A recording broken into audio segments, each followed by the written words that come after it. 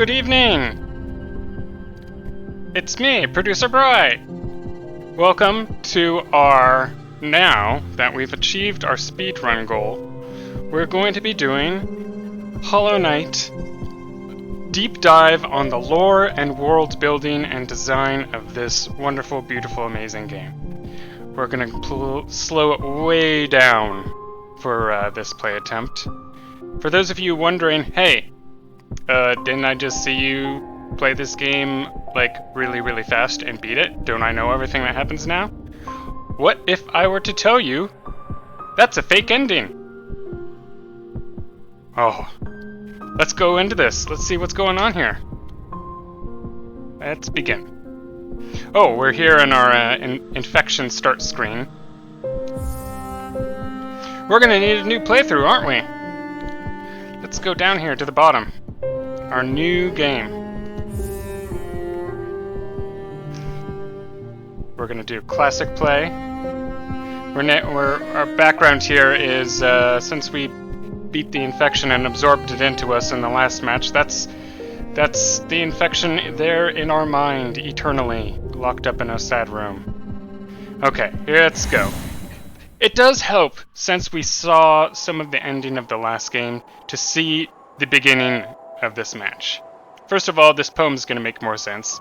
In wilds beyond, they speak your name with reverence and regret.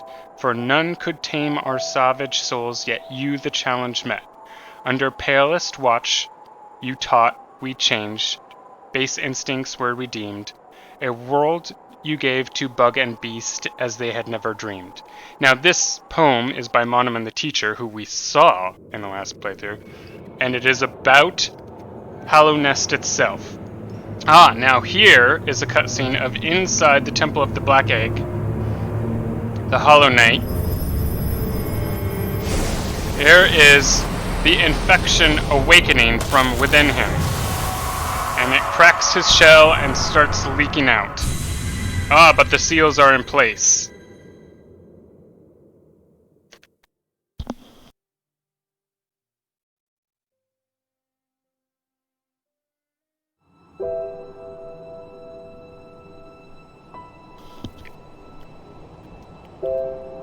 So after the infection emerges from the Hollow Knight,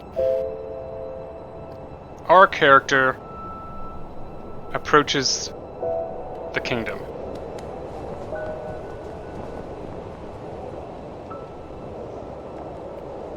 With its cold, dead eyes. There's a dirt mouth we can see in the distance.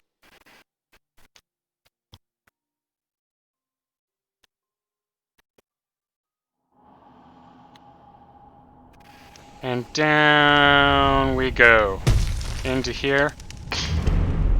Some flies flying around. Okay, this is where it starts us, and when we first start the game, we don't really know to question any of the things that we see. This is the only stuff that we know, right?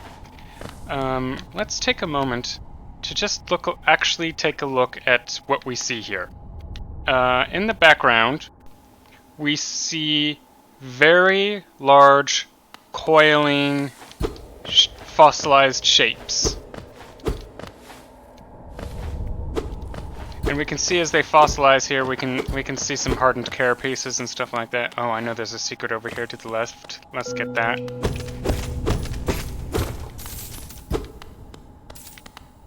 There's a tunnel up here.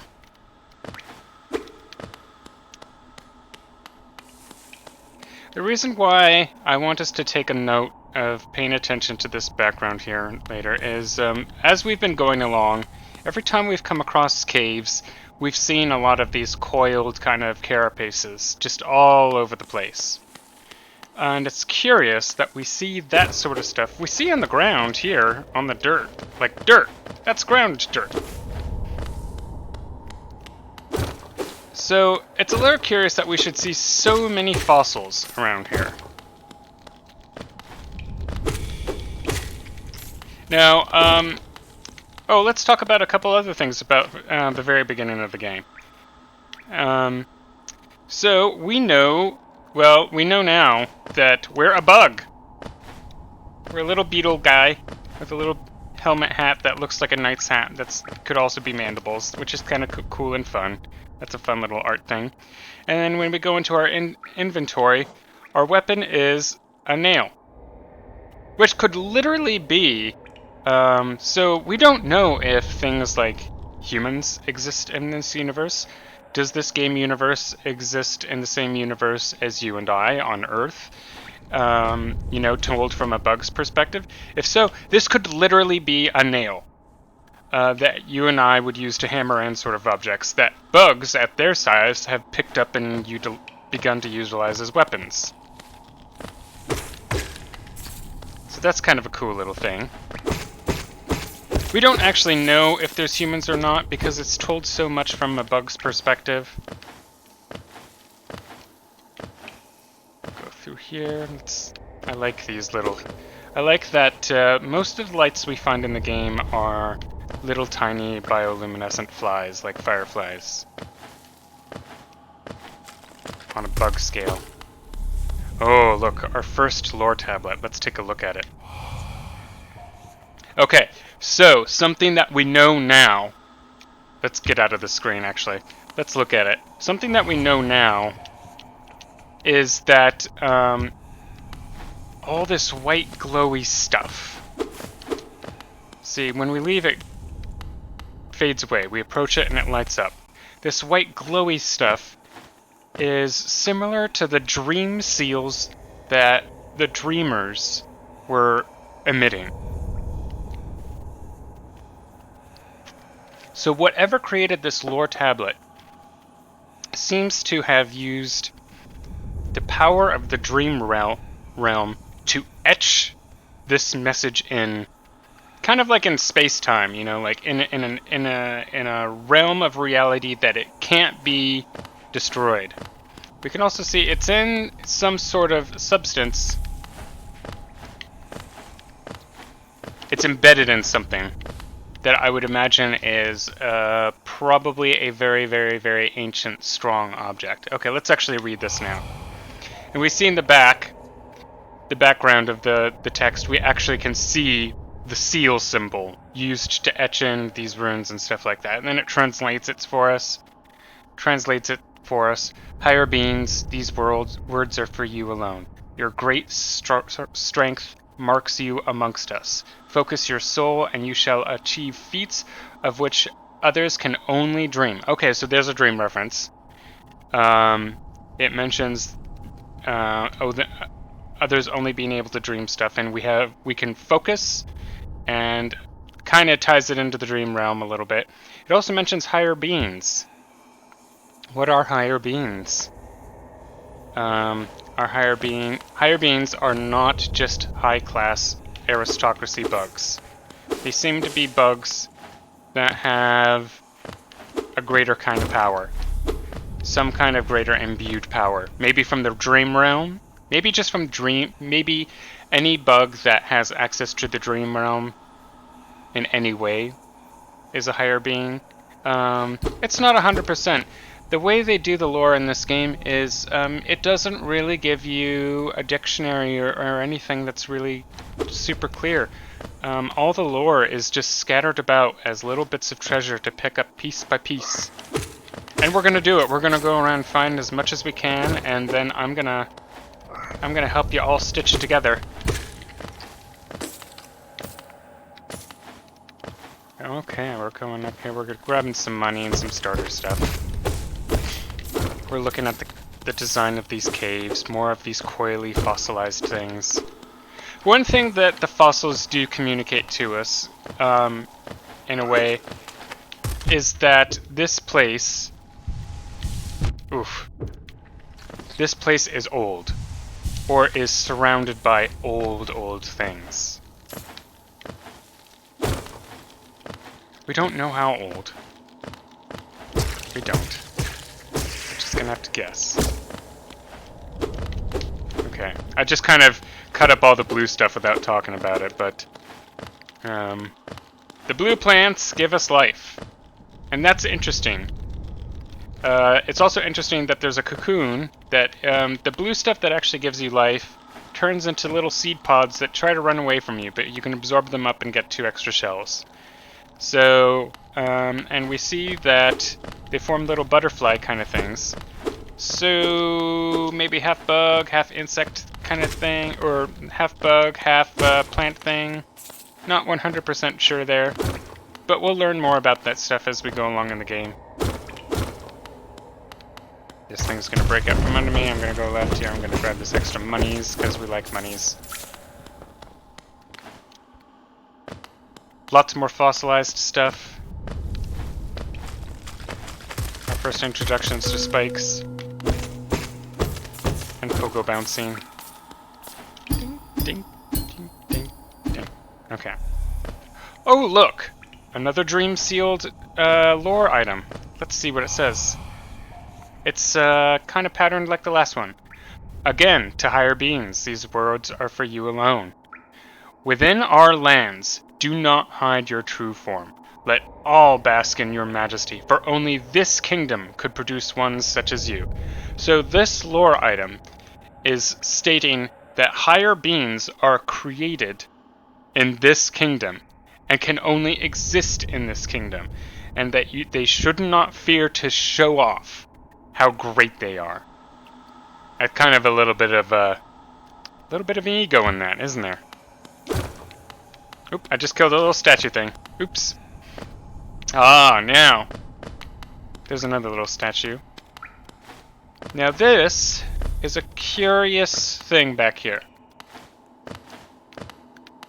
So it again looks like a fossilized thing, but we can see some eye-like things, and it almost looks like 1, 2, 3, 6 eyes, which so far in our last playthrough, the things that have had that many eyes have been people called the Weavers, like Hera the Beast, which was one of the last dreamers that we came across. So this thing having 6 eyes, could it be related to Hera the Beast? It could be. There also seems to be a particular mark in the middle of its forehead. Can't be 100% sure what it is. This is probably... The charms in this game seem to be byproducts of powerful creatures or some sort of insignias of theirs. So Fury of the Fallen is what this one generates. Let's take a look at it. What's it say? Embodies the fury and heroism that comes upon those who are about to die. When close to death, the bearer's strength will increase. So this, if that item relates lore-wise to the maybe fossilized dead or memorialized bug behind us, we would suppose that this was an extremely ferocious bug when it was near its death. Okay, let's go down this little hole here. Head back up.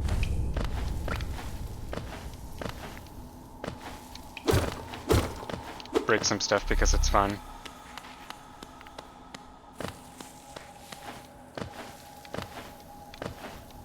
Okay, going up. Oh, now let's take also a moment to, while we're going through here, the start of the game is very color mute. It's very dark. It's blue, and blue is often used as a game design mechanism to convey light in dark places. So it's not necessarily like these rocks are actually blue. It's just trying to convey to us that this is a dark area. Kind of. At the same time, game designers are going to try to give you a sense of where the heck you are, and so color differentiation will be a thing that they are going to eventually be doing. But it does give you a little bit of a contrast for the dark areas and the light areas. You know, you can see, and when you come across things like this, that have these lighter blues, it sticks out. It gives a contrast to the background and creates an area of interest that you're naturally drawn to explore. So that's a little game design thing. You'll also notice our knight itself is actually pretty color neutral. We got a little cape that's it's got a little bit of gray color to it. Our head is white. It's brighter so that it sticks out to us, so that you don't lose track of where your own character is, because that's a very frustrating thing. Any of you who play the newer Super Smash Bros. Games will know what it's like when you've lost track of where your own character is on the screen. Everything's just flying around and you can't even see where you've gone. So they've got a dark, desaturated background, and then a brighter us in the foreground, and then interactable objects are all going to do this kind of thing of where they create a little bit of a contrast for us. Let's look at this Lord thing. Look, it's another dream tablet. Higher beings, these words are for you alone. More higher beings. That's 3 higher beings things. Beyond this point, you enter the land of King and Creator. Step across this threshold and obey our laws. Ho ho ho ho! Bear witness to the last and only civilization, the eternal kingdom, Hallownest. I'm just gonna tell you guys here, this message bears a little bit of a hubris to it, doesn't it? A little bit of arrogance. Is it founded or not? That's something we'll have to determine while we're going through here. Oh, hey, let's take a look at this door that I'm bashing in. So it blends in with the background, it's desaturated, but all the light coming through it, all these little light marks, give you a hint that, hey, there's something I can do with this. If it weren't for that kind of object, what is to stop a player from just coming up here, going, oh, I'm at a dead end, and then turning around? You put these clues in that there's something up with this object. So these cracks coming through the background with bright light give you a hint of interaction with this object. We can also see that from the City of Tears and other places we've been, that this has a very, very, very large emblem of Hallownest in the middle of it. It's cracking, but it's there. So that's just nice. We break through. And now we're on what looks like a broken bridge. And we jump down. But this is our first real sense of something that's been constructed. Oh, look, there's the broken bridge fragments in the background. And it must have gone all the way across and collapsed down. And then there's the light with the little bugs. We can see more in the background. We can see more little village huts and stuff like that. So you can get a sense that there's more buildings here than just the ones that are here. And this is our first piece of music that we get in the entire game. This sullen, sad piano tune. Just as it messages us, Dirtmouth, the fading town. This game is trying to give us, with the blues and the darks and the slow down kind of beat music and the messaging, it's trying to give us a sense of desolation and sadness about these spaces that we're in. These are not happy places where great things are going great. Hi, Elderbug. Last time I saw you, I snubbed you. I am not going to do that this time. How you doing? Ho there, traveler. I'm afraid there's only me left to offer welcome. Our town's fallen quite quiet, you see. The other residents, they've all disappeared, headed down that well, one by one, into the caverns below. Used to be there was a great kingdom beneath our town. It's long fell to ruin, yet it still draws folks into its depths. Wealth, glory, enlightenment, that darkness seems to promise all things. I'm sure you too seek your dreams down there. But watch out, it's a sickly air that fills that place. Creatures turn mad and travelers are robbed of their memories. Listen to this carefully. Creatures turn mad and travelers are robbed of their memories. Robbed of your memories, that he is trying to say that you're not just losing your life down there. You're losing your very mind down there. Perhaps dreams aren't such great things after all. So that's also another hint. We know that there's stuff to do about this kingdom with dreams. That there are these dreamer guys, they're doing something, they're producing seals, there's some kind of magic at play with that. And so Elderbug up here is I believe he's lived up here all his life. He is skeptical of these things that people go down into the city for. Let's see what else he has to say to us. Many used to come, hoping the kingdom would fulfill their desires. Hollow Nest it was once called, supposedly the greatest kingdom there ever was, full of treasures and secrets. There's nothing more than a poisonous tomb full of monsters and madness. Everything fades eventually, I suppose. Oh, Buddhists would agree, Elderbug. So, one of the messages that we just saw in those written at the top of that mentioned that this was an eternal kingdom. So by the time we've arrived at the kingdom, we already know from Elderbug here that has not been the case. This place is not lasting. Oh, he's inviting me to sit on the bench, but I don't need to do that now.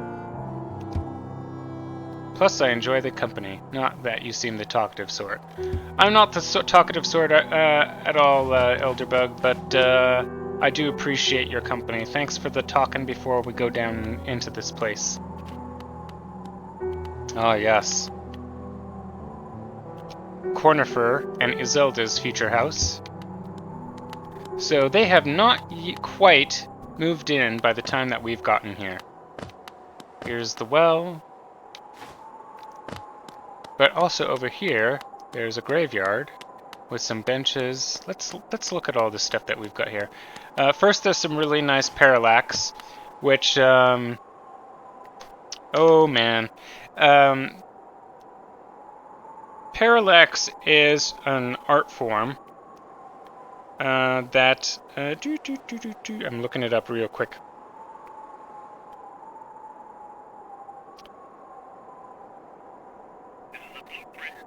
Walt Disney invented this stuff originally for some of their original cartoons. They invented a special camera that they called the multi-plane camera. And the idea was, instead of having all of your art on a flat surface, you would have strips of layers, all kind of stacked on top of each other, that if you moved a camera along, the layers would move at different rates. And this would increase the sense of depth. And so there's a part of the gate to the left here behind us in the background, and there's a part of this gate here to the right of us here in the foreground. And as we walk closer to it, it kind of merges up. Let's look it over there on the left. See how they kind of overlap just as we come over here. Not quite all the way, but we can get a sense of the space that's between us here. And this game is a paragon of this multi-plane art here. There's all these objects here in the foreground and background that all move at different rates. So we can really get a sense for how far back some of that stuff is. And then there's this curious little thing here. Oh, a simple lock. We find simple keys later. We don't need that one now, but we're looking at all the stuff that we can. There's some nice bug insignias that we'll see all over the place in Hollow Nest. We get very used to some of the art adornments through here. There's the nice crest of Hollow Nest on that symbol up there. Whoops, I went down. There's more of the art. Forgotten Crossroads. Let's go back up. We'll ascend. We'll look. See, we got, look at that, nice little, just some, like some metalwork looking stuff. We can also see that the well has kind of a little bit of an opening. If you look at this well here, just right here on the edge, you can see that the stone is just cracked a little bit this way as we approach it. And that is just the slightest of hints. Also, you can see the light below in the foreground. And that's another one of those little game designer hints that there's a hint to just, especially if you're not jumping, to just walk along and then fall in. And that's your entrance in. That's a place that you can go. So that's something, another little detail of inviting players into a space. So now that we're in here in the Forgotten Crossroads, we can see there's a sharp increase in interesting details. First, we see more and more of this fossilized kind of rock shells and all kinds of stuff. And then way in the background, we see that there's some caves going way out back all over the place. But we also see building architecture that I am now breaking. Good job, Team Cherry. Team Cherry made it so you can break just about everything down here. So that's nice. If you want to go on a destructive streak. So we can see there's some construction with these objects here, and there's these spaces that you can jump on. There's sort of an idea of maybe they don't exist in a vacuum. In platformers like Super Mario Brothers, when you jump on squares, they're flying squares. But in this realm, you can get, with so much art built around everything, you can get a sense that either this platform that I'm standing on is fixated onto the background or fixated onto the foreground, and we just can't see the wall that it's connected to because it's the wrong dimension. We're only seeing 2 dimensions here. Okay, so we're down here in the wilds. This is our first bug residence that we've come across here. And we can see his eyes are glowing orange, and he's just kind of moving around like a zombie. When he sees us, he goes for us. He's like, ooh! That gives us a little bit of a sense of danger. If he does hit us, then he hits us, then you're like, oh, that's not good. That's not a friendly bug, and then you get rid of him. Look, more grates and things. Oh, you can break that too, man. They made so much stuff you can break in this. It's so nice. There's a little sign that points to the left. There's a very fancy archway that it looks like it's white, but because we're in this dark, sad, serene place, it's really kind of grayish and gloomy, even for something that's white.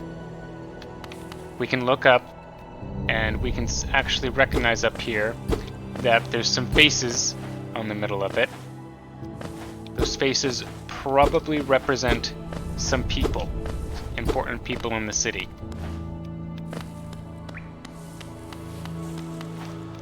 More railings, gates, fencing. But you'll notice that whatever these rods and stuff, like if they were for fences, maybe that's for a tomb. Maybe it's for some religious stuff. Maybe these are actual graves, but they could also just be,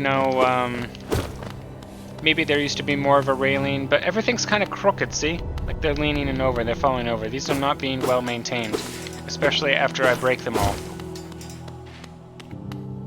This is our first location of major interest. Again, look at how all the light that this thing generates for us to see, to draw our attention towards this place, so that it sticks out as a location to us. Let's go in.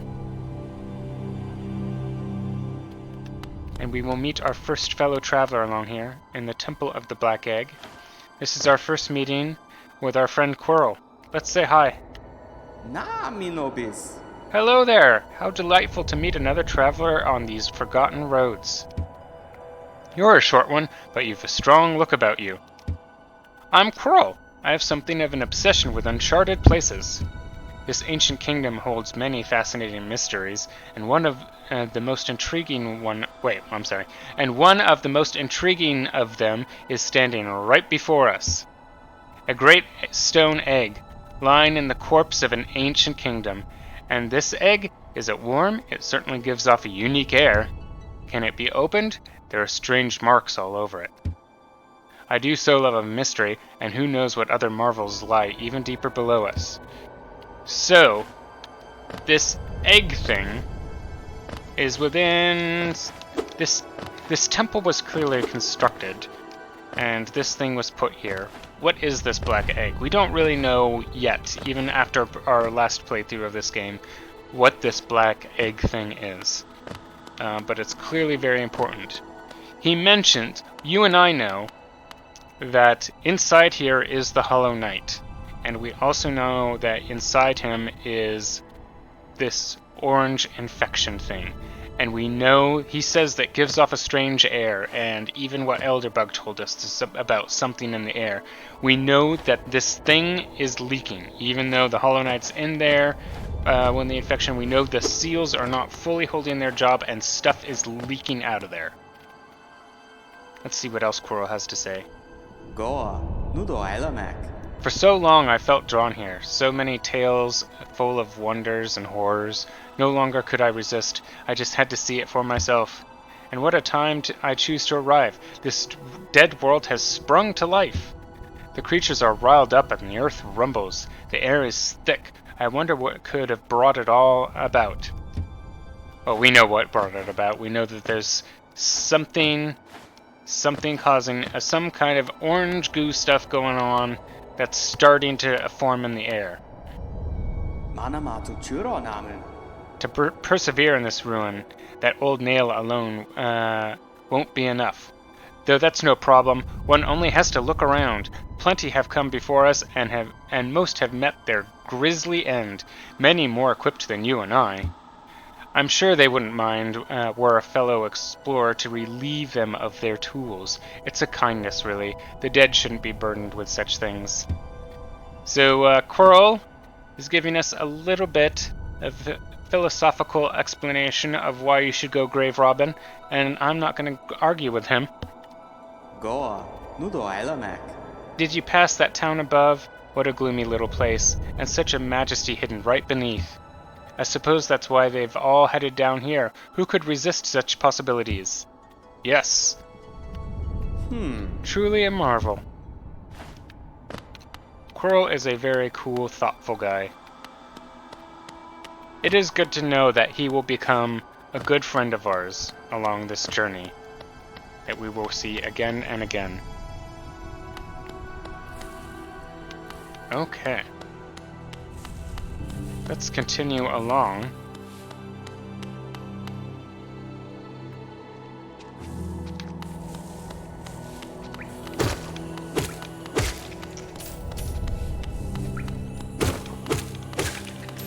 Actually, let's turn and go back, because we're trying to get to see all the story bits in this playthrough. So we've met 2 characters so far. We've met a few zombie bugs. The first time I was doing a run of this game, I was mentioning how nice it is. So the first 2 bugs that we've met have been very friendly. Elderbug is friendly and Quirrell is friendly. So you don't think of anything about it when you meet new bugs too much yet. Other than the fact that the art in the game, since bugs have so much variety in their morphology and how they're shaped and how they look, their sizes, whether they have pinchers or wings or stuff like that. Like every bug you can come across can look radically different, like extremely different. And the art style, by like our character having this blank dead face with black eyes, most of the characters we'll come across have these dark black eyes, you know, that you can't really see. And the outer shells that they have look more like kind of blank Japanese kabuki masks, like based on Oni spirits. So there's this thing that you'll see when you come across a new bug like that. Other than the orange in his eyes, you don't really, you can't have a complete idea of is that a new. I say I like the fact that when you come across new bugs, you don't know if it's a friend or if it's a foe, especially because all the bugs look so different. And if that doesn't make sense, I'll try to re-articulate. You know, as people, as human beings, we naturally gravitate ourselves into groups of selves and others. So people that look like yourself, you tend to relate more empathically towards. You project more of your feelings and emotions and experiences onto someone that looks more like you, because you'll see yourself, literally, you'll see yourself in them. And then when you see a creature or a person that does not look like you, you just and this is a natural human thing, you're not able to relate as well to them,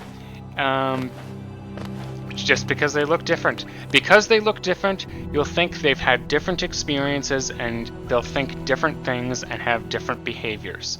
And this game plays on that sense a lot, because the bugs we meet look so different. So it really gives you a moment of pause, kind of bug racism, if you will, when you come across them.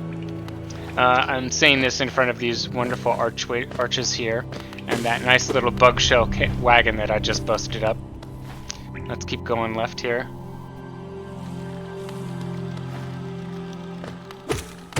Now we can see we're in a really big shaft.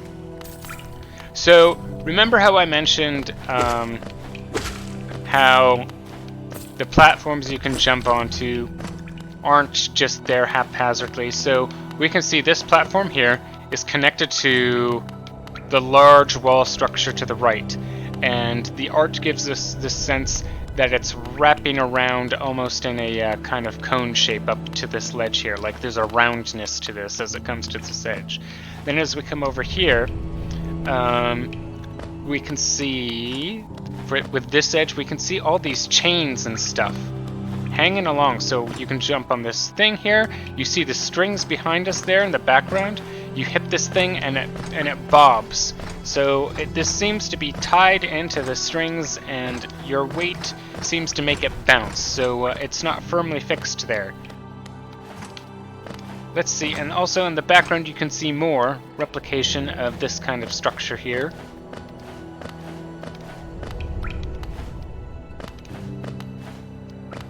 We'll continue left here, and we will meet our third character. This is the Grub Father. He doesn't say anything. He doesn't give us anything to interact with him. All we see here is a bug in a hole, and we see no other bugs in holes, just him. But he's sad. You can see how sad he is. So a bug in a hole with many other of these little egg-like shaped things with holes, giving a sense that there should be little bugs all over the place in here, and this guy's been left alone. When you meet this guy the first time, you have no idea what this means. You have no idea what to make of this. All you get a sense, all it really does is the art is conveying to you that this is a lonely bug.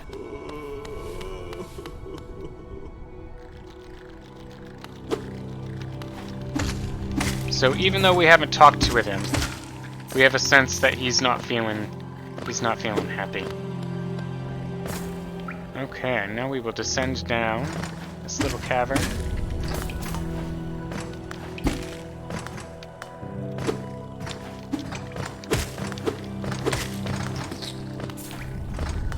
Let's talk a little bit about the music while we're going down here.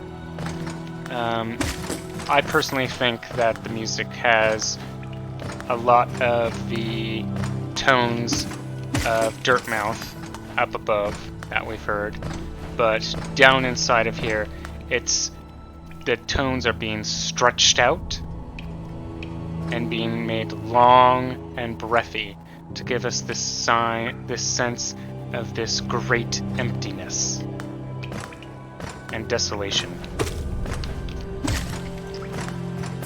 Further combined with the colors, which are still blue and dark. Not a happy place.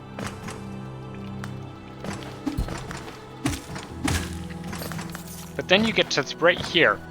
Oh, this is interesting. Look, there's some green. I do believe this is the first time we have seen green in the entire game. And I mean that literally. I mean that literally. This is the very first color use of green in the entire game.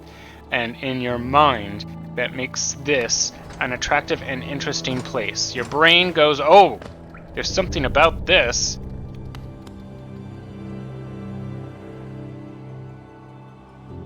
Now, we're still in the Forgotten Crossroads, but we see this trail of green leading over here. We see it leading us along the path. We see a nice big sign right in the middle of the road. Hard to miss that, right? We see, so if you look at the icons there, you can actually see what looks to be a little city with some bug scribblings along the edges. We have not quite figured out how the bugs write. We haven't figured out their language. But fortunately, the knight knows how to write, so we'll let him do it. The Pilgrim's Way. Travelers of Hallownest descend through verdant wilds and fungal groves to the city at this kingdom's heart. There all wishes shall be granted and all truths revealed. That last phrase is a little bit of a lie, isn't it? But all the writing indicates that there is a fantastical, amazing city at the heart of this kingdom.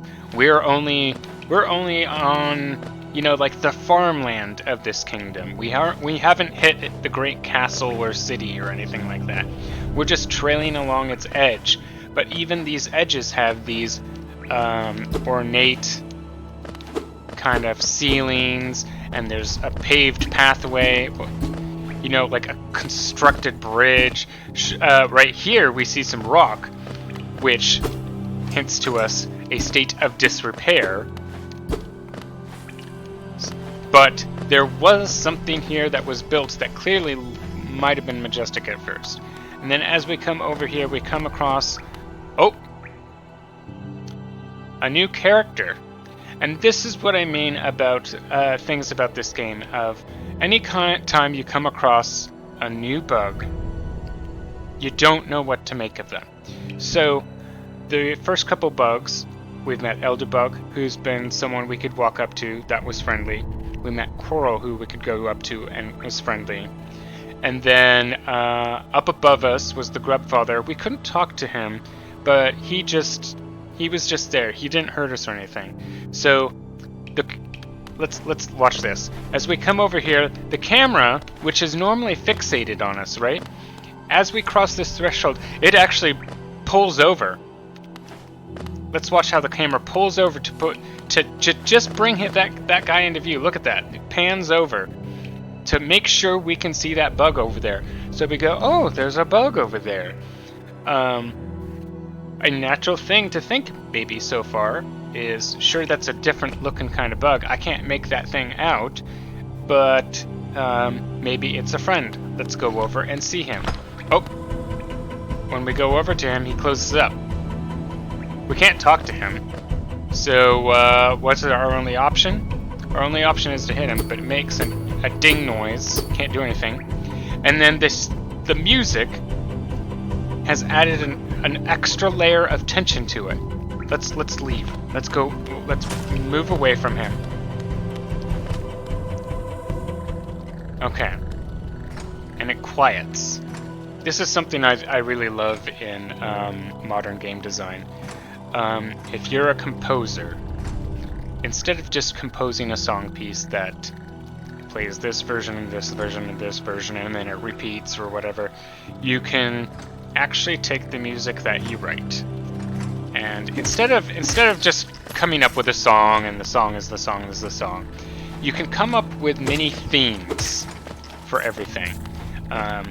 Ways that you come up with musical themes are you choose certain melodies that will end up standing for something. It relates to the meaning of a particular kind of thing within the universe or within the story. Or you'll have certain instruments that relate to a certain kind of thing in the story. So we've got the piano playing long, breathy notes. Now, the piano was also up in Dirtmouth, so that, in a little ways, again, ties this place up to Dirtmouth, connecting those things. But in dynamic music also, by having these little themes, and broken down into bits that react to you, the player, instead of they react to what you do and scenery changes and can shift. Let's listen again as we go back into here. We'll listen to this music, and let's listen to the music as we approach that bug. That's the new bug.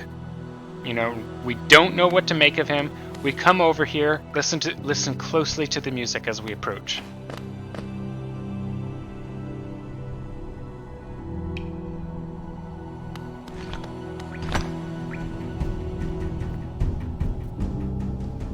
Ah, the music has shifted to that extra layer.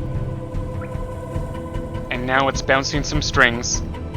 And this extra layer of music is giving us a sense of tension that maybe this is not a good bug. You know, these are environmental hints to that this is not a friendly guy. Also, he's not letting us talk to us, so there's a couple things that these are cues to your brain that something is up with this. Now, when you're speeding it all up as a player, we can see him also spitting at us. But when you're speeding it up as a player, you'll figure all of these things out in less than a second. You'll instantly get all of this stuff.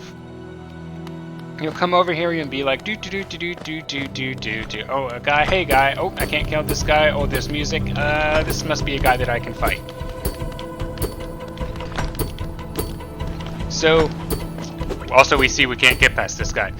So, by us slowly going over all these little hints and stuff like that, you can get a real sense of how game designers can really shape the experience for you and help you out and create the sense of atmosphere and lore and storytelling about these places that you're in.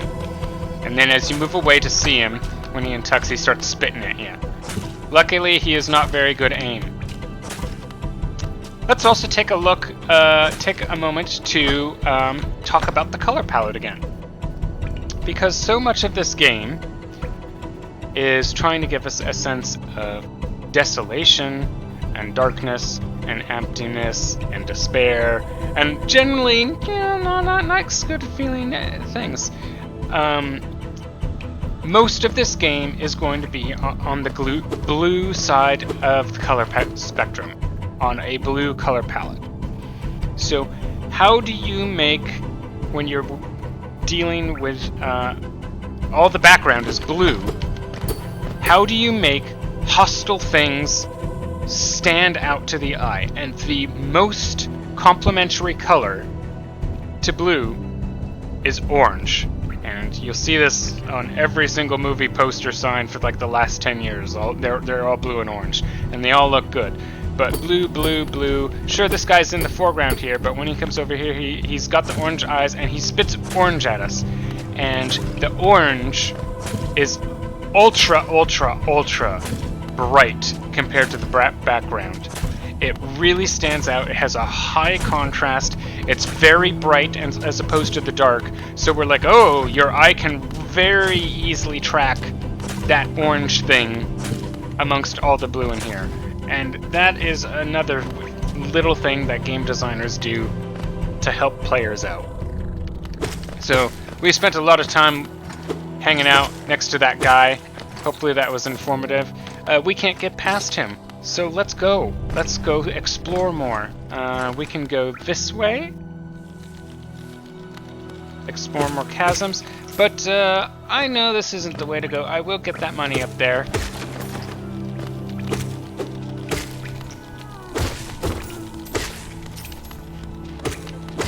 Oh, let's talk more about the sound design, shall we? We're coming over here. We're fighting a couple enemies. I love in the artwork here that the wagons are made of bug carapaces. Like, this is a bug's world. This is not our world. I like the idea that, you know, this entire kingdom could exist somewhere on Earth.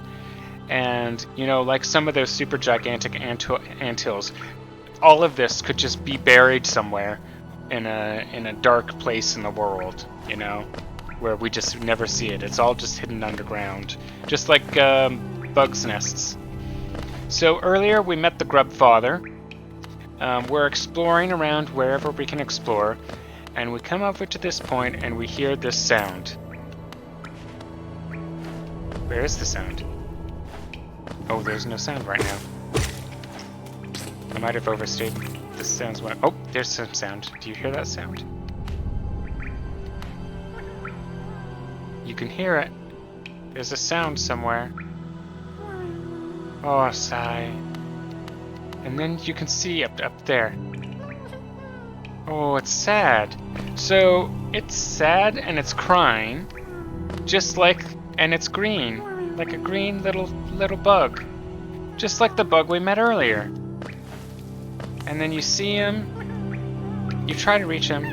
Oh, we can't reach him. But you get a little idea because the bug earlier was all alone and sad, and there was all those spaces, and there's a bug there that kind of looks like him that's crying too, that maybe those things are connected.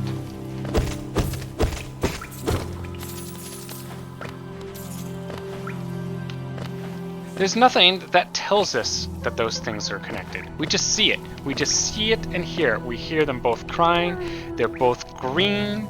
It's in a jar, which is strange. It gets surprised when we get close and then sad when we fall away. So that is some visual storytelling.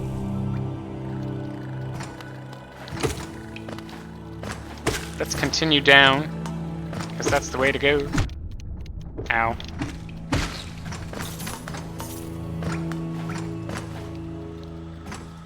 Oh, there's a thing. Whack. Oh, there's another thing. When we hit bad guys, they explode orange goo. Everything explodes orange goo. Now, this early in the game, we don't really have much reason to be skeptical of orange goo. The only thing, for all we know, it's bug guts. You know, like instead of blood spurting all over the place, it's spurting orange because bugs have, you know, like gooey insides. So for all we know, that's what it's doing. And then here's a cool thing: when you kill something, it's just dead and it's just there.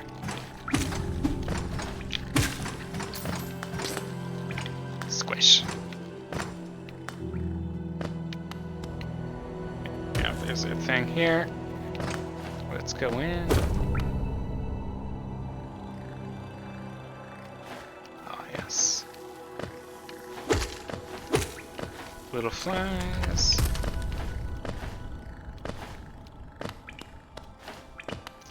Lots of spikes that we can't circumvent.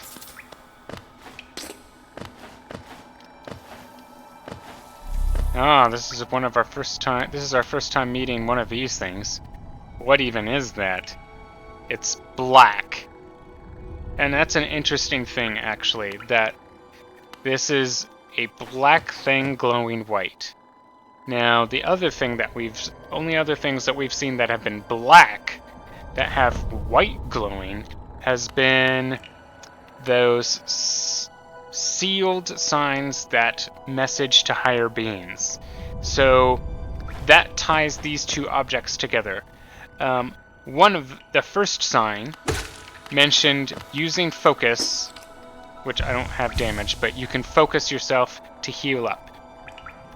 You can use your soul to focus and heal. And then we see this black thing glowing white, and we don't know anything else to do, but then we attack it. And we can see the white comes out of it and it sucks into us. And we see our soul gauge go up. And now it's out of charge. It's decharged. But we gained some soul up from it. What does that mean? We don't know. We don't know. But because they both share the same colors and they glow white. So first of all, or additionally, white glowing in this game seems to indicate something with soul. We've got a soul gauge up there. That's white. This thing was glowing white, and when we attacked it, it went into us and gave us focus, white, soul, whatever. I'm looking up to our upper left, our little gauge up there. So the white stuff benefits our little mana thing. Whatever is that essence up there is always white in this game. So that's a curious thing that we'll come across. At least for stuff that benefits us, it'll always be white.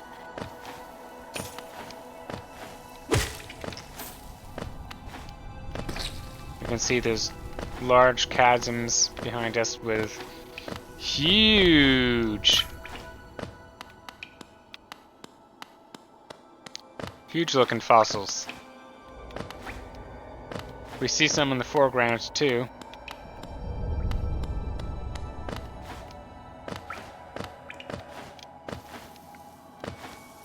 Oh, look, this sign is pointing right.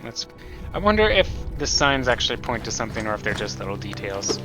It's one of those things I've accidentally ignored a little bit. Let's also look more at this cavern that we're in. Let's go up. Let's go back up. So in the background you can see more ledges leading to more crossroads and paths and stuff like that. We can't actually travel those, but it's giving you just some universe stuff. Let's get back up. Up towards the surface here. So we can see the roof of the ceiling in the background over there. Back behind us. What is up there? There's something up there. Some chain. Something. Who knows what these all are? One idea is maybe this is, because this is a crossroads for trade and stuff like that, these could be conveyor belt lifts that just go up and down all day, that kind of stuff. We see a lot of ornate, all over the place, metalwork. With the Hollow Nest symbol up above, with the Hollow Nest symbol down below us, which seems to be represented by a shell with wings, and later on we'll see a lot with spikes, which tend to be more of a royal insignia, but the gist of it, of the Hollow Nest symbol, is it seems to be a bug shell with wings. Now let's watch the background as we go down. We can see some of the, as we go further and further down, we can see the rock face closing in as we get into tighter and tighter spaces. Oof. Until we're down here at the bottom, and there's some of these bug wagons all over the place back here. We see some. Here's a cool thing. Because there is a hole here, and for us, the hole is just part of the level for the platforming, right? But in the background, you can see, for regular bugs, there's a guardrail to go around it, with some fencing and stuff like that, so you don't accidentally fall into the hole or whatever.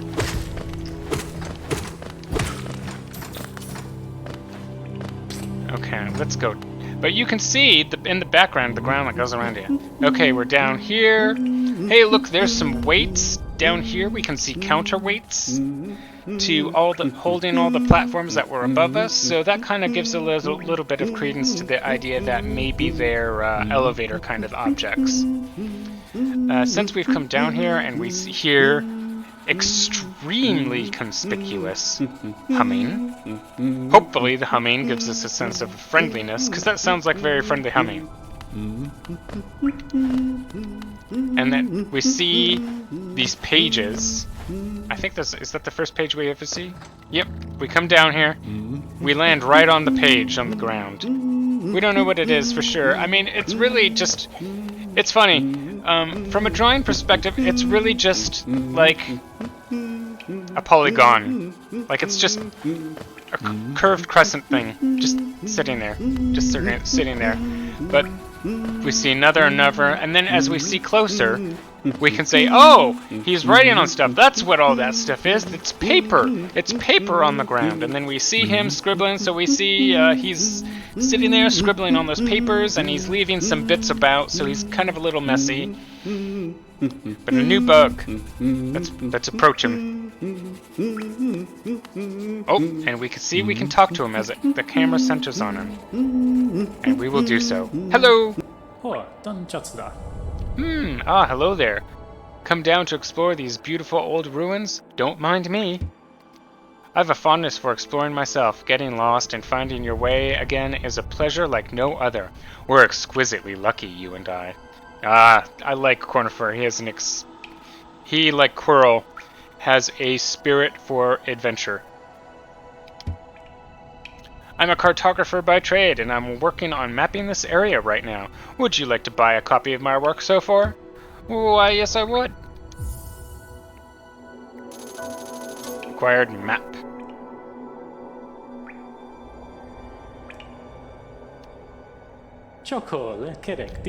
A map can be a useful thing, but it alone won't show you where you are. If you've got no head for directions, I suggest purchasing a compass from my wife, Iselda. So, he is telling us there's, if you need more stuff, he's got a counter companion.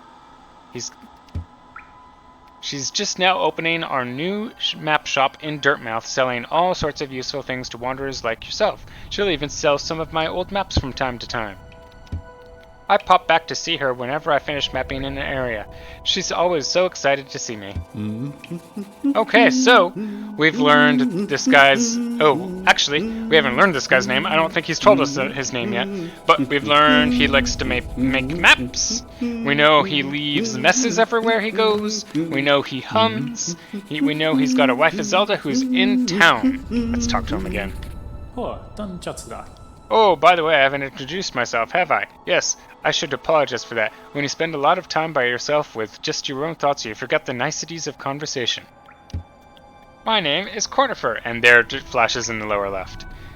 I've always loved exploring the world. Why, when I was first hatched, I wandered off immediately, leaving my brothers and sisters and my poor mother behind. That's why as soon as I could, I moved to Dirtmouth with my wife, a huge unending kingdom to explore right on our doorstep. Who could resist? Anyway, I'll let you return to your travels. With a little luck, we'll meet again. Be safe and farewell. So he's a nice, friendly guy. How are you finding my map? I've tried to fill up as much as I can, but every map is a work in progress. If you'd like to fill out some of the map yourself, you can purchase some mapping supplies from my wife in Dirtmouth. We've set up a little store to help make ends meet. Oh, and then he repeats himself. So, if you talk to him enough, he tells you everything that's what's up. So, we've learned some things about Cornifer here. We know he's the map guy, we know he leaves a mess, and we know he hums. Also, he's like, what is he? Is he like a mosquito thing? He's got like a proboscis and glasses, so he's kind of a little nerdy. Cool guy. Oh, we can see, wherever we're standing here, we're in some kind of constructed room here. But right here, we see the floor going from constructed to rock. So it seems like the hole here is accidental. It's like it's broken through. We're leaving the constructed roads going down here. Now we're in some caves.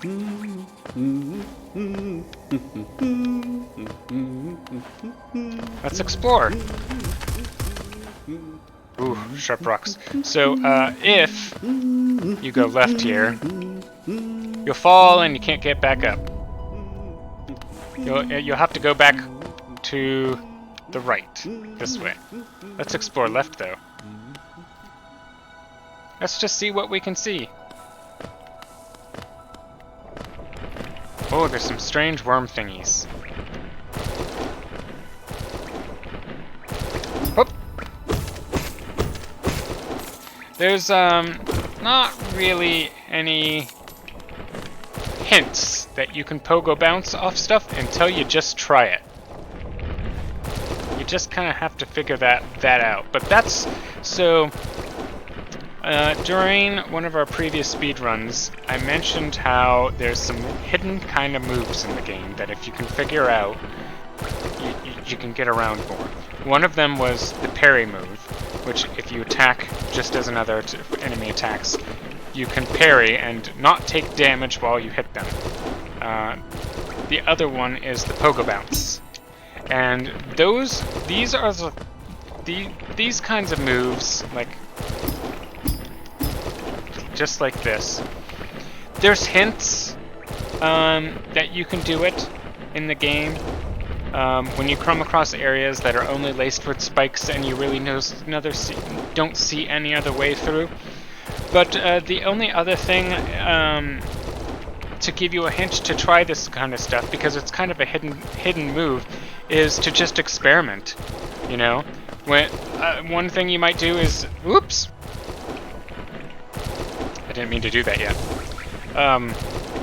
When you see spikes like that, you'll notice first you can see the spikes, but you'll notice also that they're kind of highlighted, and you see some shimmering effects.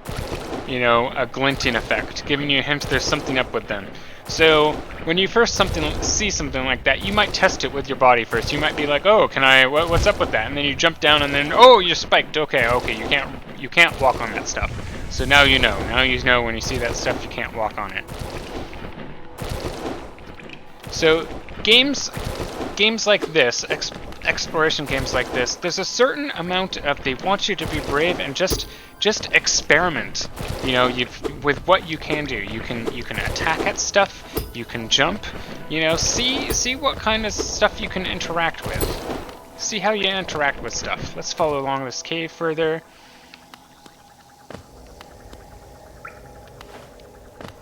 We can see this cave, background, more background, and we come in here, and ooh, look, oh man, I fell again.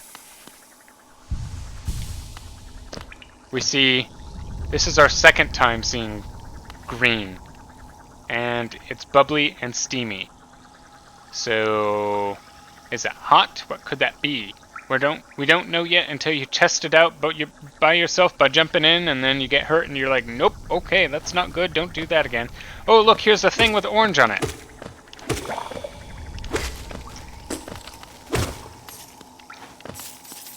So that creature kind of stands out because of its glowing orange underbelly.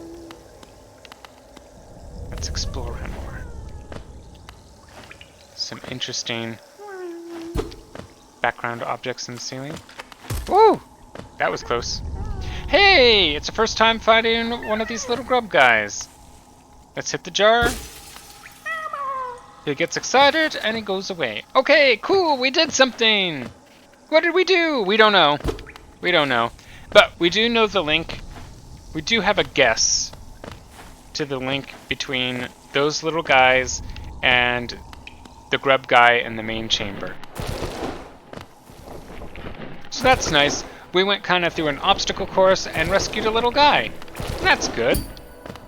I think that's the first person we've rescued in this game, so that's good. As a game with so much forlorn and despair and sadness, it's good to have nice little happy moments. We can hear a cornifer still, so that's good. Let's continue this way, exploring along.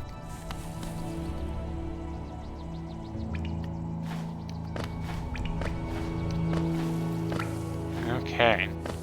We can go to the right. We see a sign. That's interesting. But also, your explorer's sense is like, oh, there's stuff to check up here. Oh. So, in the art up here, you can see there's a main kind of chamber here. There's a main cave path. And then you can see there's a main chamber over there. But up here you can see, through this darkness, you can see in the background art, you can see this is just a little tucked in spot up here.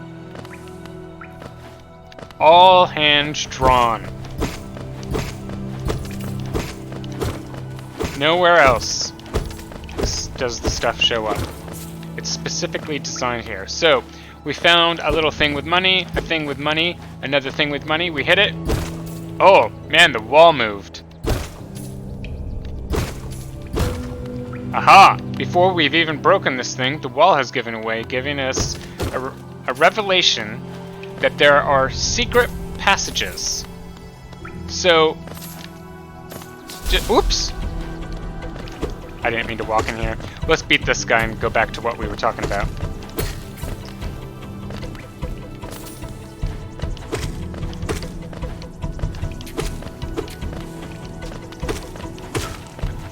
Oh, they're spitting orange at me, but the orange stands out. Okay. There was some of that tense music playing again. Did you guys notice? Okay, we got through that. Let's go back over here. Get this money. Okay. So, while the path kind of comes over here, and there's a sign that points us this way, your natural sense to explore kind of makes you go, oh, what's up here first, though? And seeing the money stuff brings you here to this sort of soft tutorial that the fact that hidden walls exist make you go, oh man, what other, once you've broken one, what other kind of ones are? It's like a soft tutorial. This little wall segment here that we went through teaches you that there's more stuff hidden through the game.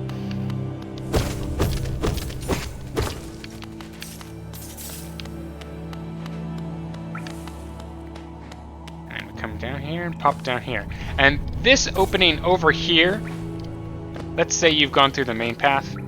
Let's say we came in here and we explored right and we came into this chamber. We did this little fight. We did the fight and we're just following the main chamber. Now where do we go? There's a lot of different roads. There's several different roads to go along here.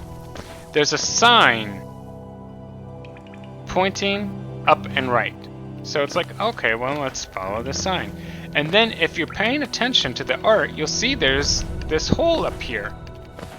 And if you're really thinking about it, you might go, well, hey, what's that hole up there? How do you get up there? If I can't get up this way, was there another way to get up there? That might be something that some players might notice if they didn't find the secret door. Okay, now here's another thing. These crossroads here. The sign is pointing us up this way, and then we see glowing. And that gives you more of a hint. There's something cool behind this door. Oh, look, we're in like a spa. A hot spring. We can come through here. Now, if you're like me... Oh, look, a bench. Hooray! Our first time sitting on a bench. And that's nice. The Elderbug told us that we could sit on benches. So seeing a bench is sort of nice. If you're like me, and you just saw the bench and you saw this little water and you just walked straight on through, you might not think much of it. But looping in our lessons, that white glowy stuff is significant to our little bar up there in the lower left, in the upper left. If you're low on your soul up there, when you're going along, you might notice that as you're touching the stuff, your gauge goes up. Oh-ho!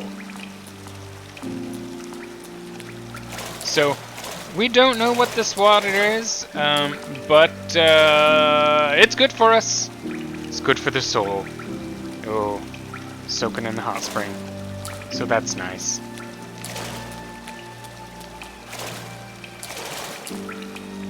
It's interesting that behind us, the fountains are shaped into faces that look reminiscent of us.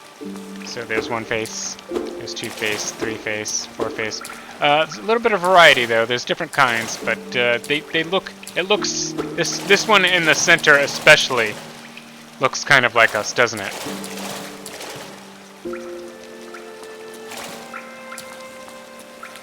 It's just some nice art stuff that ties things together. Let's check out this bug a bit. Oh, it spits orange stuff, and we see that there's orange on it.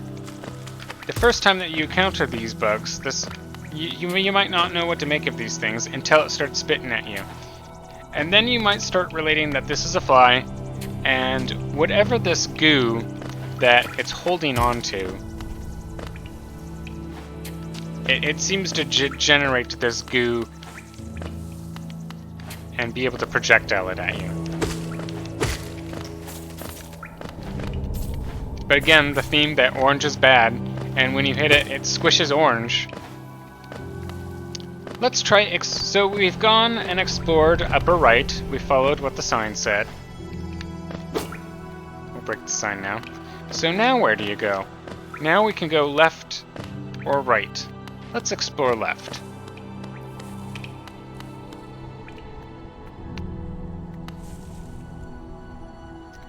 Now we're in, look, there's some lights here, and up there, so we're in cave, but we can see up there, we can see a constructed platform. Something has been built there. And as we're jumping, we can see there's a sign up there too. But we can't get up there. We can also see that in the background art, as we fall down here, we're falling into a cave system that, depth-wise, is moving towards our camera. So we come down here. We're coming down here into a cave pocket that moves away from that. Ah, but there's money in here.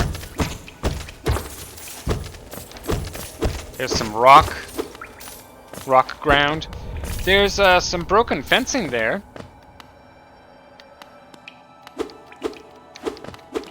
Can't be sure what the broken fencing is. There's a lamp down here.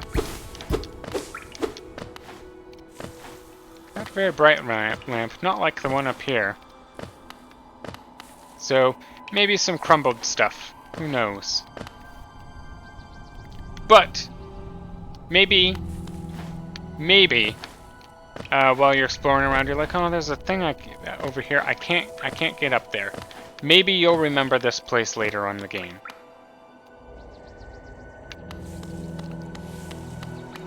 Oh, there's that spitter bug again. He drops nice money for the early game. There's more fossils in the foreground. And now some stalagmites are the ground ones in the foreground that we're passing, so we're going more into dark, deep caves. Oh, we're hearing a noise again. We've walked through here and we're hearing a noise. And if you jump, you can see there's a thing up there. Look, it's white and glowy. We know we like white and glowy. We can see in the background here a hole. A hole has formed in the middle of the road that's been built here. We're on some construction again. There's some gratings that fell through here. So right here in the foreground you can see a grate, but because this hole formed here, you can see the grate fell down there. Right here in the background. They didn't have to do this work, but but they did. There's a bug. That hits us. We'll hit him back, we'll take his money.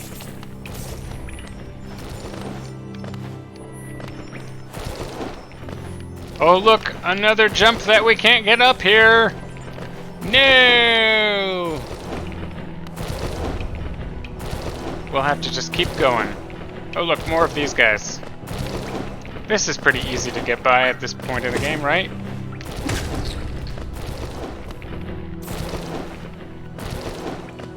Ooh, this one's giving you a little bit of a, if you can sneak by it, you can get the money.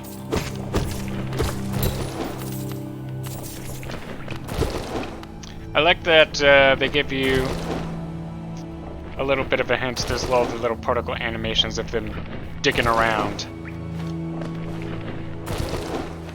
We'll continue on through this tunnel. We can see some stuff up above us. Some little fly things. Squish.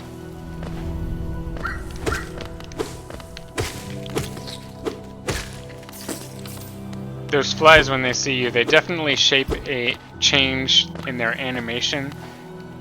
They change their shape to be more aggressive looking.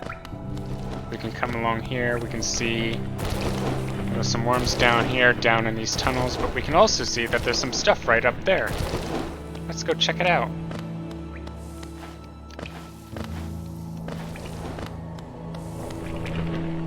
Oh, we got hit. So we shouldn't touch those guys.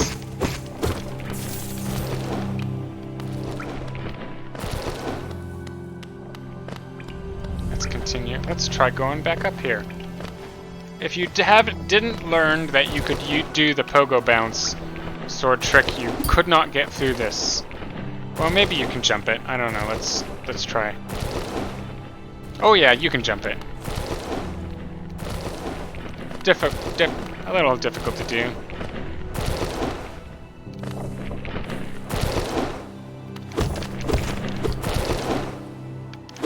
Okay. Come up here, get some money.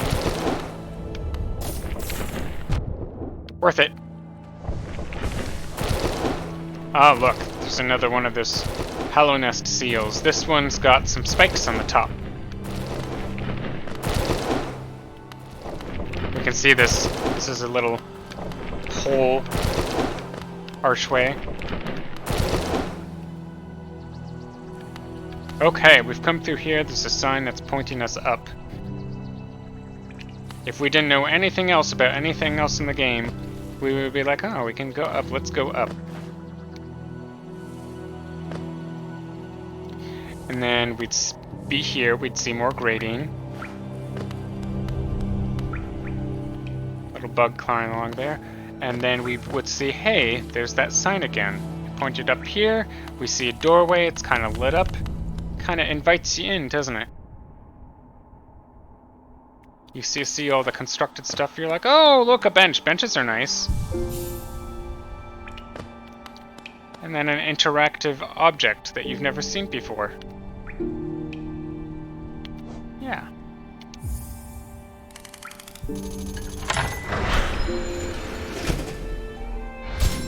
Ding. I like how in the animation it jiggles around when they go up and down. So we see a little bell there. That's a conspicuous bell, isn't it? Look, it's kind of shiny. It's also kind of bronze, gold colored. Really stands out from the background in here, doesn't it? We also noticed this whole doorway opened, and it's like, hey! Why can't I go in the door? Let's ring the thing. Oh, look, a crazy bug has run up on us. And before we even have to get super close to it, you get the listen message.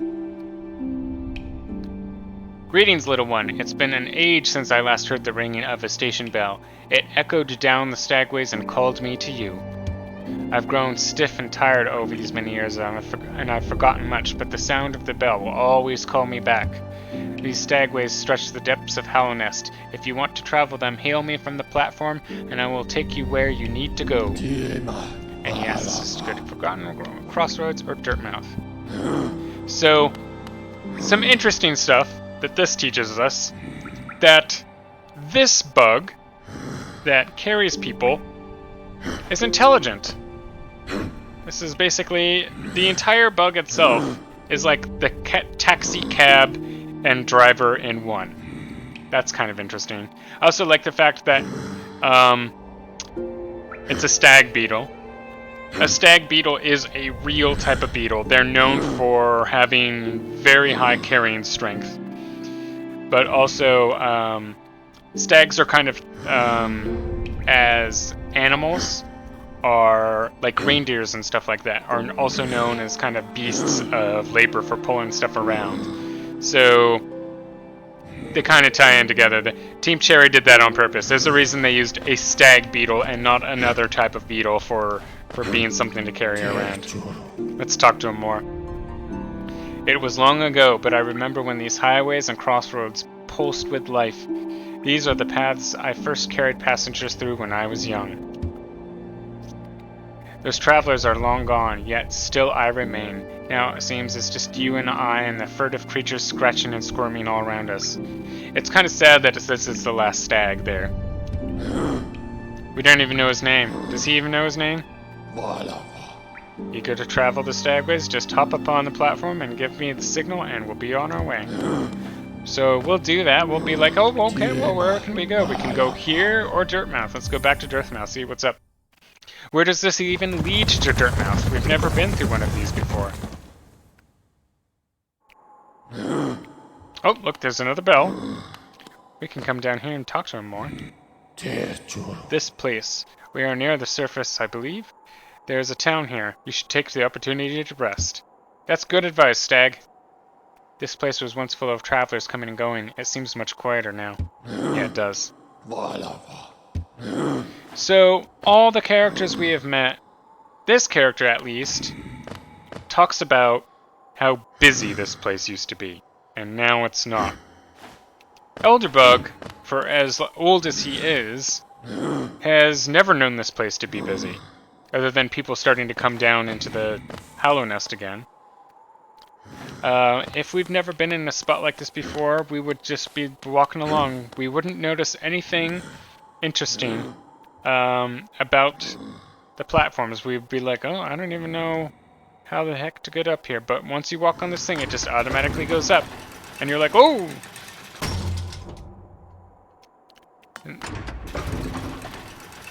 Look at all the little background animations of the lift and the counterweight. There's a counterweight going down as we go up. Let's look again. There goes the counterweight. They didn't have to do this work, but they did. Nice. There's a thing object here. It's kind of shiny. We don't know what to do with it, but we do know we can hit things, and so let's try hitting it. Oh, a thing flipped. Nice. There's a nice window there with, again, the Hollow Nest crest on it. And then there seems to be almost like an information station, like a train stop. You know, bus routes and schedules and that sort of thing. Maybe. We don't really know what it says, but you get a sense that it's writing for something. And here we are in town. Back in town. Let's talk to our friend Elderbug. I never thought I'd see such a thing. The Stag Station has opened. That building lay silent since before even my time. So the Stag guy is even older than Elderbug. Oh, and I've heard the tales of the glorious lines. Wait, I've heard the tales of the glorious lines? Oh, a web of tunnels running through, all through the kingdom. Not that I'll be traveling them, mind you. I'm quite content where I am. Elderbug's not very adventurous, but he hears things. He hears things. Did you visit that temple? A strange building, I've heard. Though I'd never dare the journey myself. Yes, we did go to the temple of the Black Egg. The braver among us went there to pray. Said they felt at peace within the walls. After a while they stopped going. I wonder what changed. So, it used to be peaceful in there, and then it wasn't. And Coral told us the air started changing in there. A young couple's recently taken up residence in the house beside the station. Seems they're running a map shop, which may excite adventurous types like yourself. So, even though Elderbug isn't very adventurous, he is considerate of us. He's thinking out for us that we would be interested. She's a tall bug, the wife. I told them to take a larger house, especially given they're all empty, but they liked the look of that one. The way she has to bend just to get through the door, I wouldn't put up with it myself. And then he invites us to sit. What happens if we sit? Does he kind of come over and hang out with us?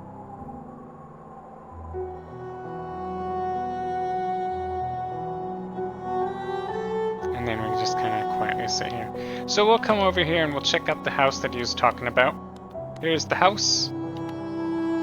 Cornifer and Iselda's house, which have 2 windows. I'll mention again, 2 windows that look just like Cornifer's glasses.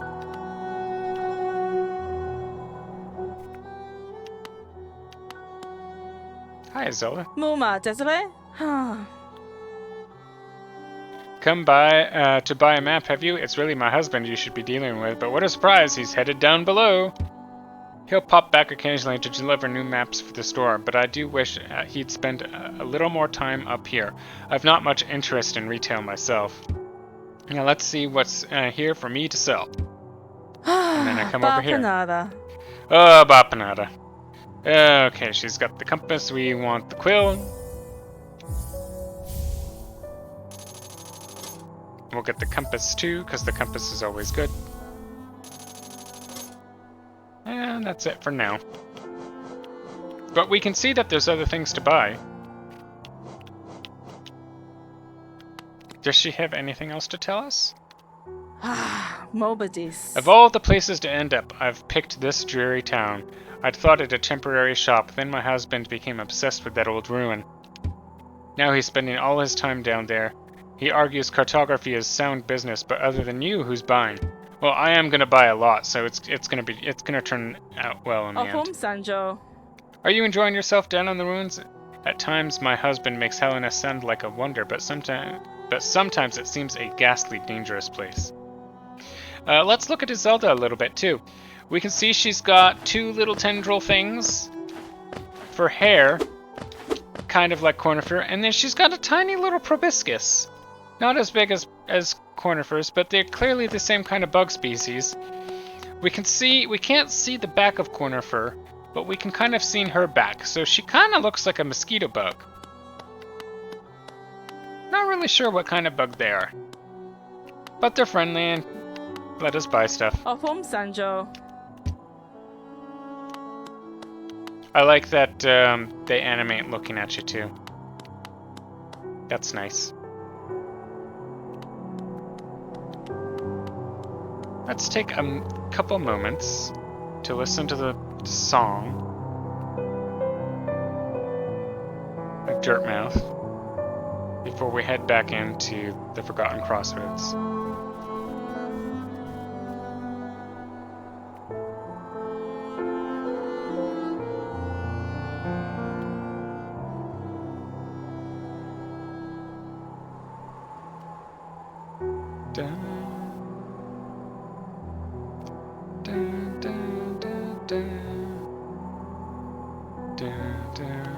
Okay, now we'll go back to the Forgotten Crossroads.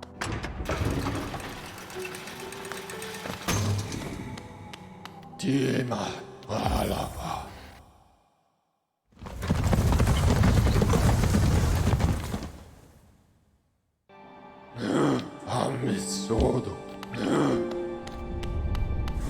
we go.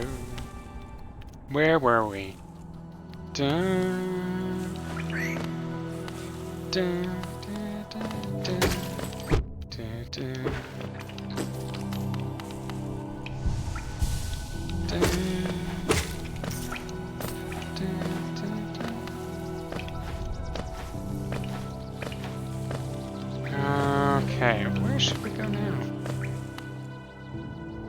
There's a lot of ways to go from here.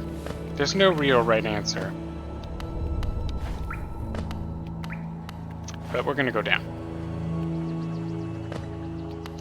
And we're gonna just resume searching down here. Oh look, it's one of those flybugs. Whoops.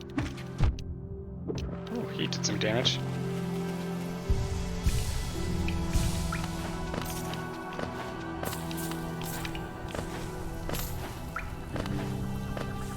Okay. Look at that weird bug. It's got a little proboscis kind of mouth too.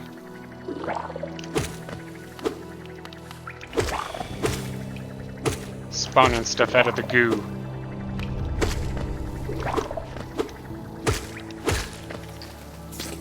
Squish.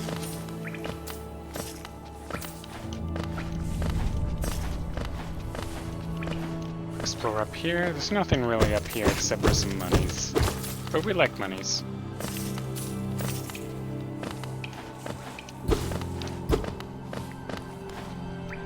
We can see in the background a whole bunch of coiling fossilized shells.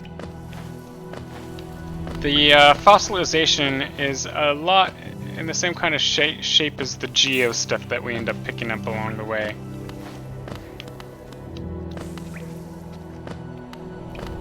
So they kind of look like ancient sea life shells or something. There's a way left.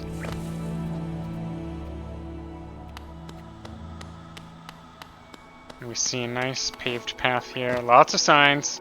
Lots of signs. A lot of ornateness.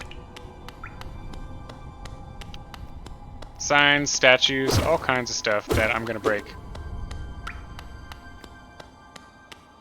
Oh, look! A sign that points to something.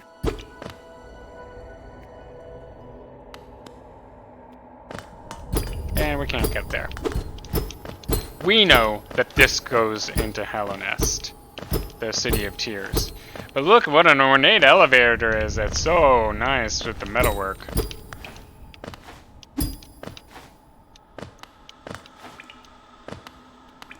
So we can't get there, so we know that's something we're gonna have to come back to, so we'll turn around. I think there's a secret up there. I can feel it. During the speed run, there was a secret area I couldn't get into, and I wonder if the entrance is right there. I don't remember.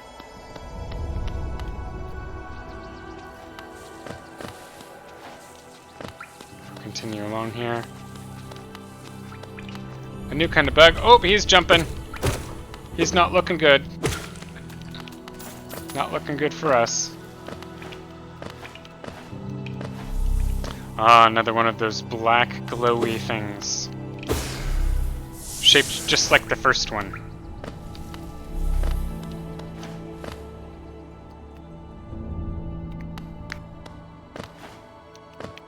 Oh, we see some more wreckage on the ground here. Whatever kind of pathing that there was here. Also, the lights are out.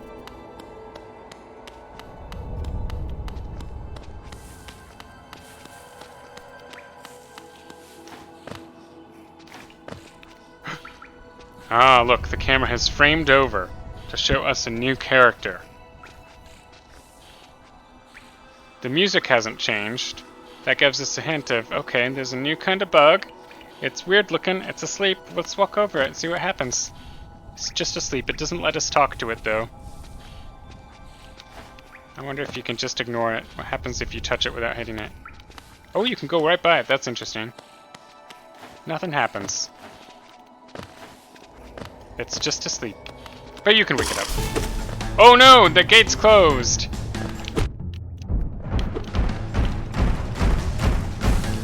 Doesn't seem super smart.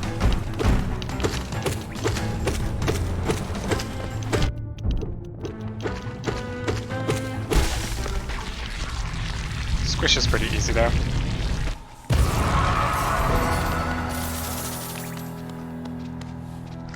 Oh, and then it starts wiggling. Oh. Oh. Oh no! Oh no! No! Lots of bugs! No! No! No! No! No! I love, you can see kind of the residual of its head sitting there, and then just like its shell just looks like a bag that's opened up with the bugs bursting out. It's kind of a cute art animation for something that's so disgusting that just happened. This is a curious little room that we're in, isn't it? It kind of looks like either... Is this a chair, or is this a fancy round table with, like, dining area? It's got some 4 spikes sticking up. Sure does stick out, doesn't it? Aha! A new big cavern. Here's another place that we can't get to. We can't get up here. We can't make it. We see a hut. And we hear a lot of noise coming from it, don't we?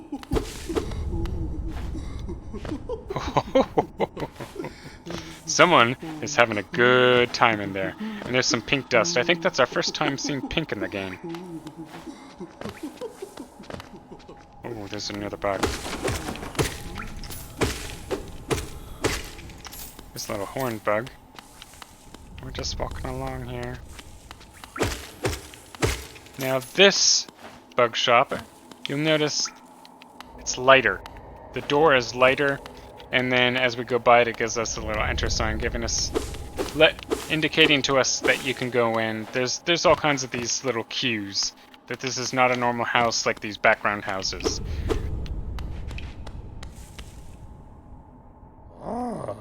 Oh.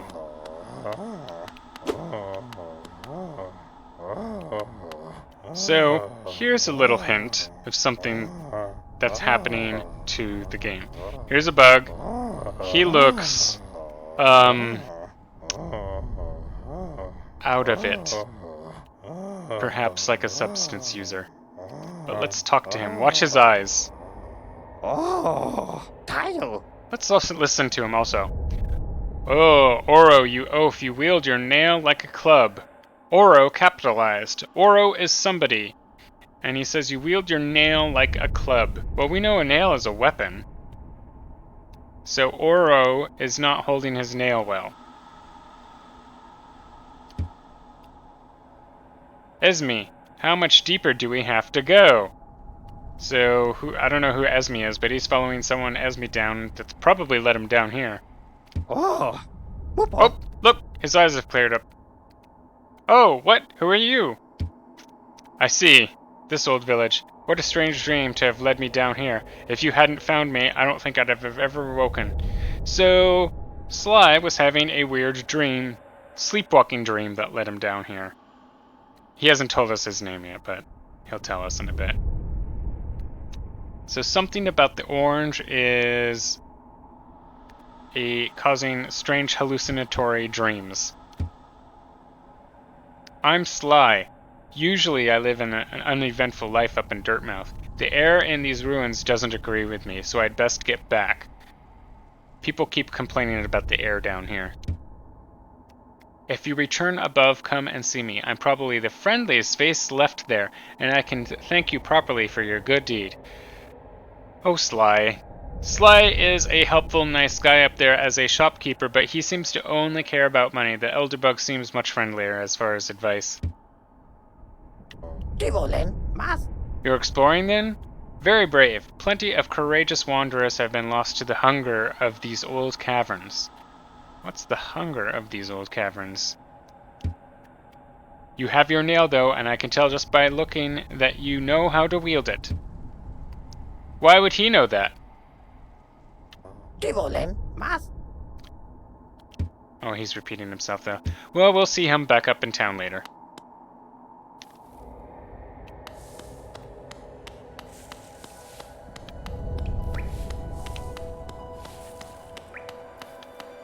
Quiet little place. Now, we see one of these platforms. We've seen only one other before. I kind of rushed through it, but you see the brown. Kind of looks like a makeshift little reinforcement thing. You can see how the the map there. It blends right in with the map, but the wood sure looks creaky. You hit it. Oh, it's cracking. Oh, it's cracking. Look, it's changing the map, and bam! Unveiling a passageway.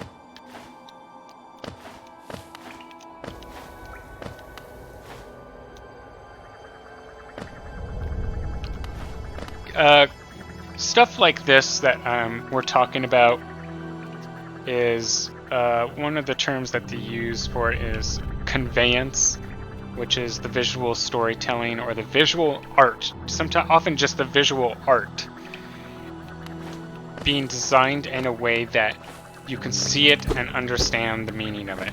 Oh, we didn't talk about what an interesting thing it is that when you walk in on Sly. He's probably gone now, isn't he? Yep. Oh, he's gone. He's another bug. We can talk to him. He's friendly, but he looks very different than the other bugs that we've met.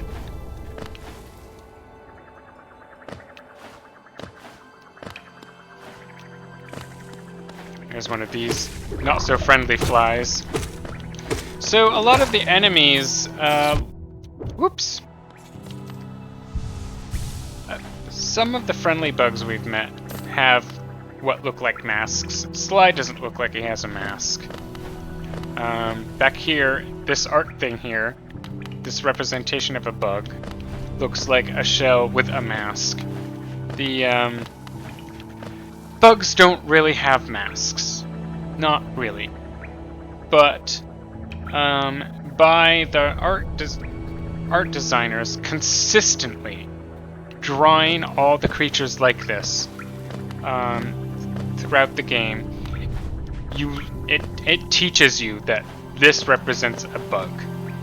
This does. Just because that's how almost every single bug we've seen has this kind of head that looks like it's wearing a mask. And that's just art direction, but you know, it's sort of an artistic liberty. But because it's so consistent, we get it. We get it that when we see these creatures, that this is supposed to be a bug.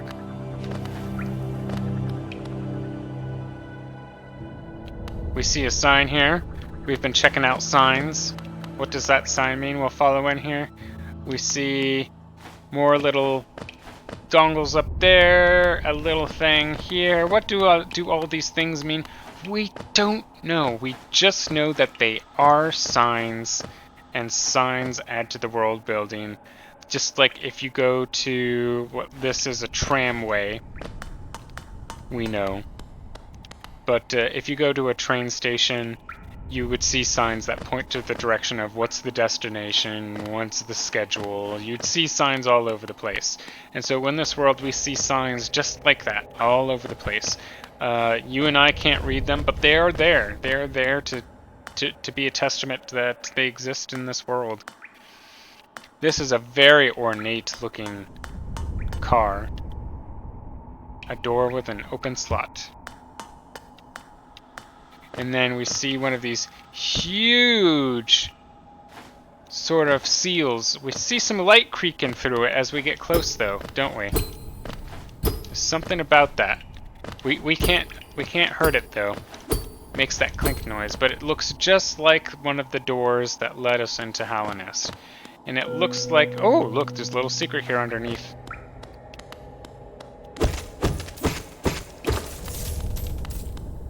Well, that was an accident. I just explored into the foreground.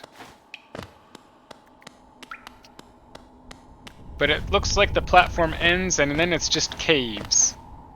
Looks like in the background we can see some more window kind of architecture.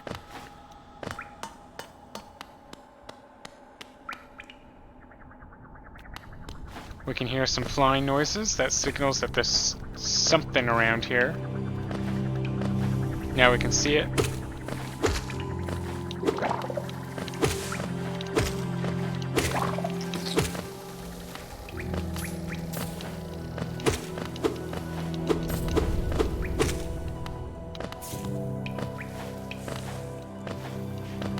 Pick up some money. Oh, you can hear another creature. That's another game design thing.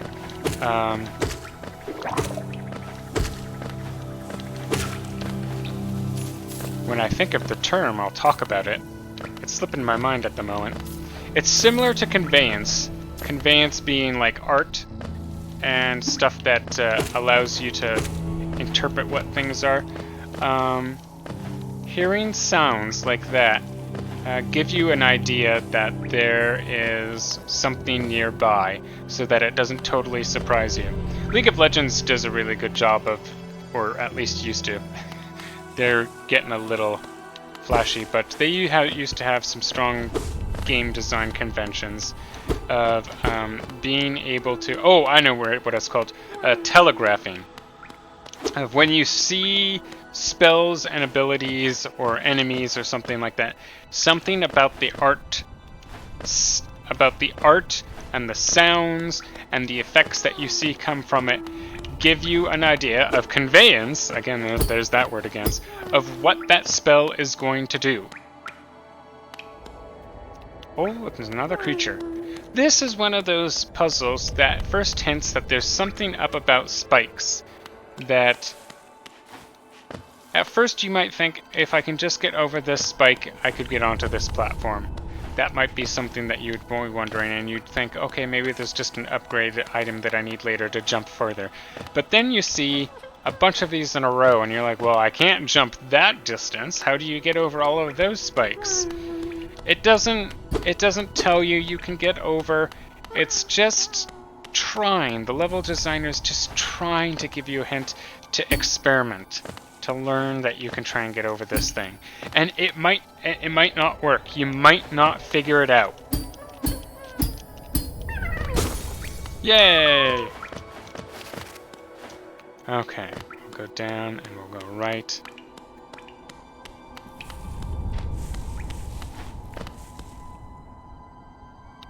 We're going up. We're still exploring. Whoop. Nice little puzzle. Bunch of spikes. Just gotta do a nice soft jump to get in between. It's like, ooh. Those spike puzzles get really hard later on. That's another nice little thing is the game tries to give you. You don't need to get that little money thing, but if you try to get through the obstacle course, you get some extra money. Nice little obstacle course, little reward.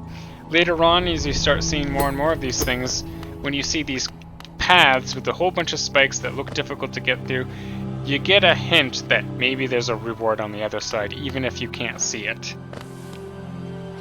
That's kind of a skill gaining thing. Oh look, there's a sign that points you to the tram, but we came that way. We already saw that sign in that tram. Oh, now this guy has a little nail and shield. A little more dangerous, huh? Unless you just jump over his head. There's a bunch more fossil stuff all over the roof and ground.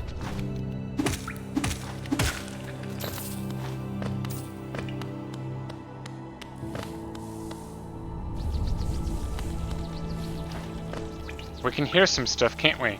Remember, we've been talking about telegraphing and conveyance. Telegraphing, the whole point of telegraphing is to give you the conveyance before it happens, to clue you in that something is going to happen, or so that you can try to avoid it.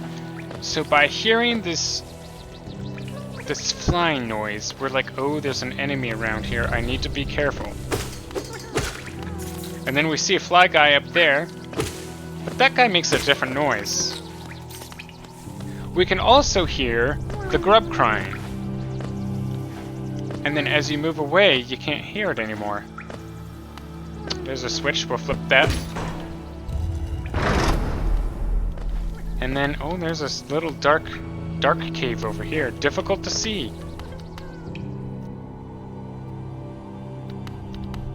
Oh, oh, something hit us in the dark. We can't even see it.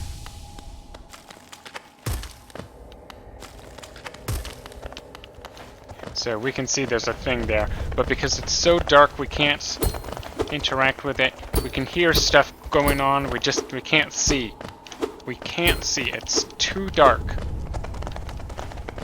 We can't proceed, There's nothing we can do about it, but we know now that there are dark places, and maybe there's something that can make us get through dark places later on in the game.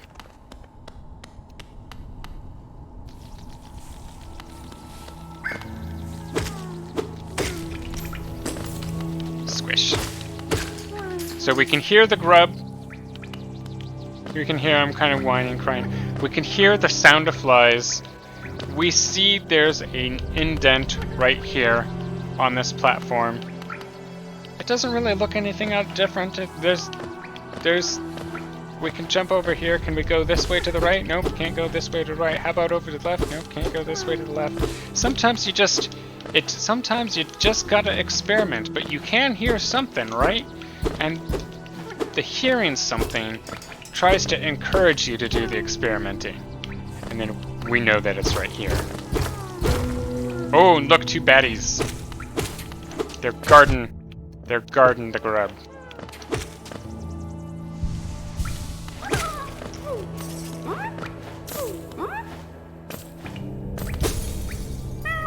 Yay, you're free. And then when we do break in, we see that there's just this nice little background showing how this is a nice tight. See that background layer, how much closer it is? We can see this is a nice tight little enclosed space. This isn't a big cavern in here, it's really, really enclosed and cramped in. As opposed to this area here where we can see the background stretches far back. We see more of that multiple layers in the background mapping as we go up and down, and then as we come down farther, it encloses a little bit. And then we come around. There's the stag station again. We've done a loop. We can come over here. We can sit. We can put on our compass, because that's nice. We can write in our map. Now, we can look at the map for one of our first times. We had it earlier, but this is one of our first times sitting down. So when Cornifer gives us the map, he gives us these rough sketched areas. So we can tell that there are places in them. And that's kind of a hint of places to explore, especially the one that has that big bug head in the middle. That's a big hint that there's something there. And then the other spaces are places that we've been with little teeny tiny scribbles of kind of landmarks of the places that we've walked through. And then every other little end of a passage, we see where the map kind of gets cut off, giving us hints that there's explored areas that we haven't gone into, that there's more to go see. So all of those places, you know, whenever you're stuck in these exploration games, this is a way, and they started with Super Metroid. This is a way to give you a hint that, well, if you're stuck, maybe you can go and try and go down one of those paths that you haven't explored. We'll go a little longer, not much longer tonight.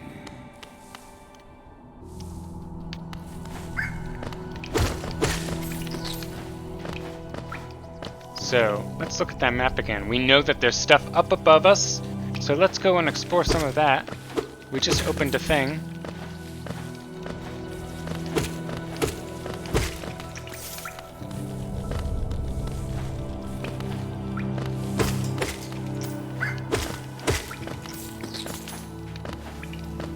There's that dark passage.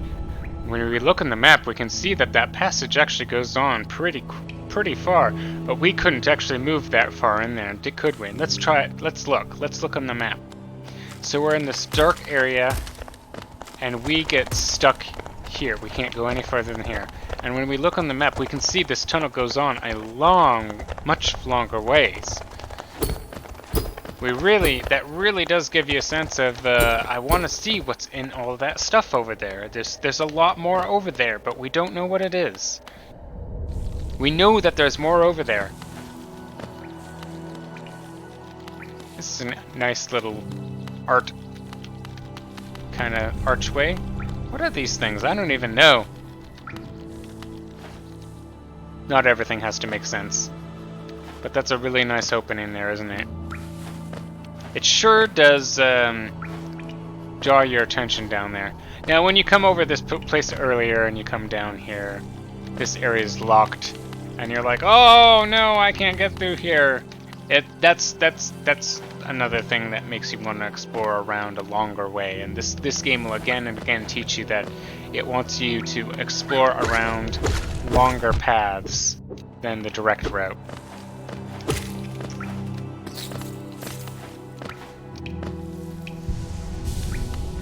That's something that a lot of that kind of game design stuff is attributed to Super Metroid, and Super Metroid definitely mastered it. But the real game that invented it, these chasms of exploration that you have to go back and forth and back and forth.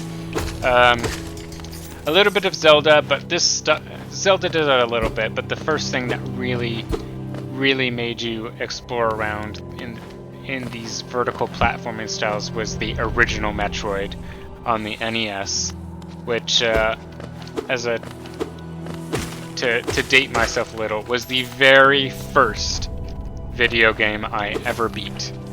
And maybe I'll find a way for us to stream that game. I can beat it in about an hour or so. We'll find a way that we can stream it, and we can all see. After a game like this, it'll be nice to go to the roots to see where some of these game ideas came from. Now we're exploring around. Look, we've looped back around to where we've been. So we know we've been here, we've explored this, we can turn back.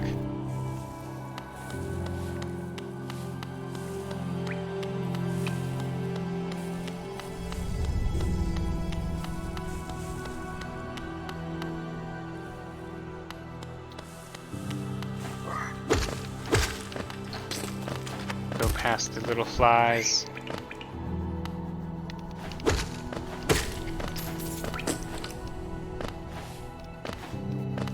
We've really slowed it down compared to the speedruns.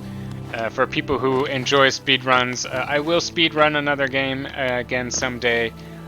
For now, we're really gonna explore the breadth, I can't say the word, breadth, and richness of this world, and savor it. And oh look!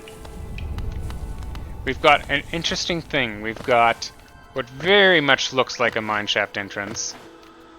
So, fun art thing. You can kind of tell that this archway connects with the wood behind us here. That it loops on over and connects to a beam or something.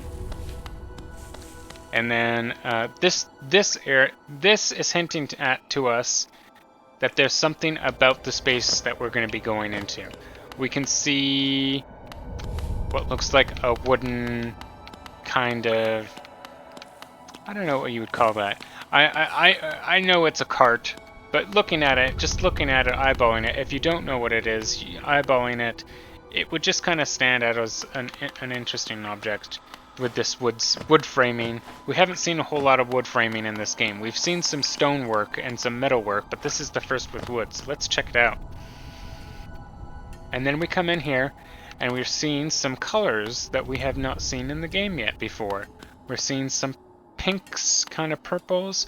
We're seeing there's some lift stuff behind us there. Oh, look at that. We got some gems around here. We're seeing crystals. And then we hear some sounds. We hear some singing. Oh, and we see a little bug. We've seen other bugs. A whole bunch of the bugs that have looked like that bug have not been friendly, but this one's singing a nice song, so that kind of draws you in. Oh, we can talk to this bug. Hey, bug. Mila. Oh, bury my mother, pale and slight. Bury my father with his eyes shut tight. Bury my sisters 2 by 2. And then when you're done, let's bury me too! Ha ha ha. Do you know that one? It's one of my favorites. We can sing something else if you like. You start singing and I'll join in. I bet you have a beautiful singing voice. Ha ha ha. So, what are you down here for? If you came by to get get wealthy, just look around you. These mines are still bursting with riches. There's plenty for everyone. Just grab a pick and join in. Haha. Oh, Mila is so friendly and welcoming. We have had a lot of good luck with meeting cool, nice bugs. Oh, bury the knight with her broken nail. Bury the priest. Something about a crown? I can't remember the rest of that one. Ha ha ha. Maybe I'll just hum it.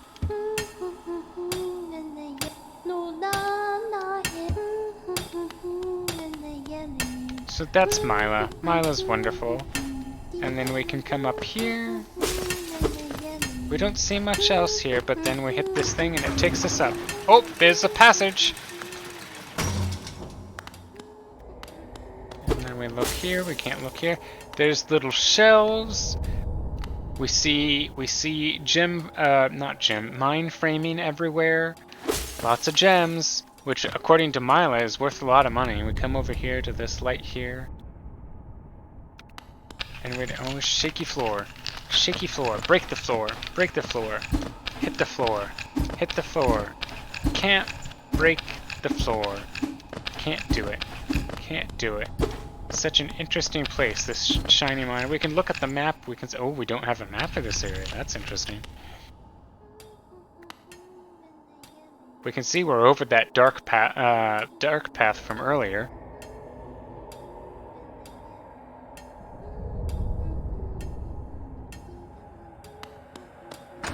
Let's sneak into the side chamber.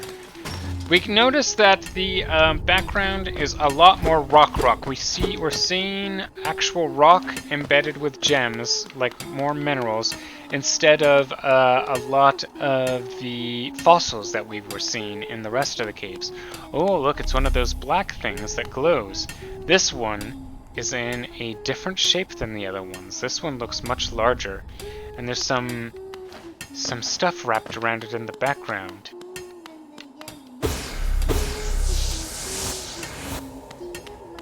We don't quite know what these are, but we know what they do.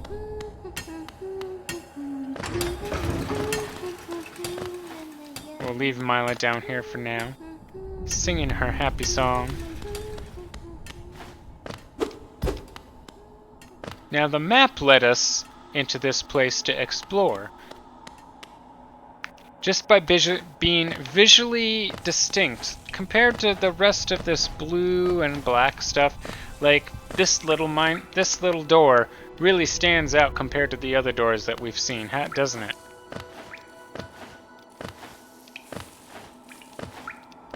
We'll go up. Oh, there's a nice little grating there. There's a railing. Oh, now this is looking like a very detailed room. Look, there's a table with what looks like food and stools, and then there's a bug. So we've come across several bugs so far that just stand around, hang out. So we see this bug. This is what this game does. That's great. It's a new bug. All the other bugs we've talked to Elderbug. Elderbug is friendly. Elderbug is a really nice guy. We've met Quirrell has been friendly, Cornifer's been friendly. There was that one bug earlier that we came across that played the tense music. That was kind of interesting. But because it played the music and because the bug locked up, it gave us that conveyance that it was a hostile bug. And then we just met Mila down below. Mila was nice. And so now we're seeing another bug. And a natural thing to do is to go up and talk to this bug. Especially, look, this looks like a nice room that's built up. You go up, he looks at you, and he squishes you. And oh no, not a nice bug. Now the music is playing tense. Now we know this bug's true feelings are revealed. Whoa! No! Oh, but we can damage him. Oh, man. So, conveyance. The, shockwaves that this guy makes. We see them. There's a moment when he falls back. Fall back, buddy. Fall back. He falls back, and there's a moment that those waves start to ripple out of him before they actually go towards us, and that gives us some time, just enough time, to react to those waves, to jump over them. There's the wave. Jump over it. See, because it gives us that delay. That's that telegraphing. That first there's the animation. He falls back. And when he falls back, we're like, oh, but when the wave comes, so then we know every time he falls back, he's going to create one of those waves. He also, when he's going to attack us, he winds up his club. Whoa, he gives us just a moment to get away. That is more telegraphing. Ho! Ho! And now I've killed him, and I'm taking all of his money. He's got all kinds of orange goo. So he was standing next to a whole rack of clubs. So him and some dinner and a whole bunch of clubs. What was this guy doing here? We don't really know. But oh look, he's got one of the grub guys held captive or something. Was he guarding this? It sure seems like that. This is a nice little look, you can tell this isn't cave. You can tell this is a constructed little room right here. In the midst of this cave. So that's an interesting encounter. And that is my favorite thing. That is my single favorite. Well, no, not my single favorite thing. My favorite thing is the dynamic music in this game. But that is one of my favorite things about this game. Is because bugs look so different from each other. Every time you come across a new bug, you don't know, especially after this guy, this type of bug, you don't know now. From now on, when you come across a new bug standing around, you don't know if it's going to be a friend that you can talk to, or if it's going to be a fight.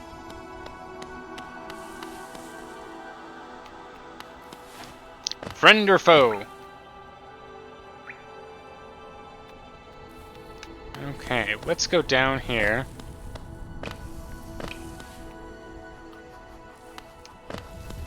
We'll go down.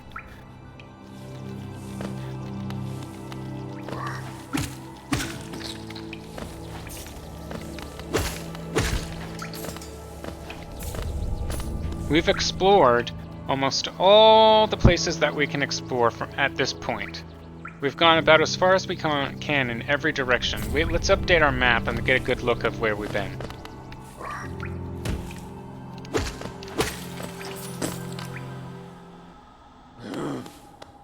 We'll sit here. That's another fun thing, is you can only update your maps when Cornifer gives you a baseline one, and when you find these bench check marks. So the benches are meaningful kind of checkpoints. Okay, see, now we can look at the map. We can see we've explored everywhere that we can explore except that one room with the big face. So even though we've gone in almost 2 full circles of the entire map, we're drawn into that direction. We know that's the way we have to go, towards that big face thing. We know it's going to be something. We know something's going to be in that room. We just know it because it's drawn on the map. Here we go, and then we see, along with it, we see nice. Look, most of these entrances we've gone through have been like cave entrances and stuff like that. This is a sculptured door, and we see archways and stuff like that. This is all building stuff. Oh, we see another one of those guys. It gives you, however, some options when he starts chasing after you and the music starts getting tense. It gives you some options to try and get up and over him and run away. But he's going to follow you, and if you try to run away from him, he might take a swing at you. And if he does... Ooh. If he does... he's gonna accidentally unlock that secret passageway there that you had no idea existed there. Oh, if you wait a little bit, he goes away too, allowing you to go up and explore the secret passage.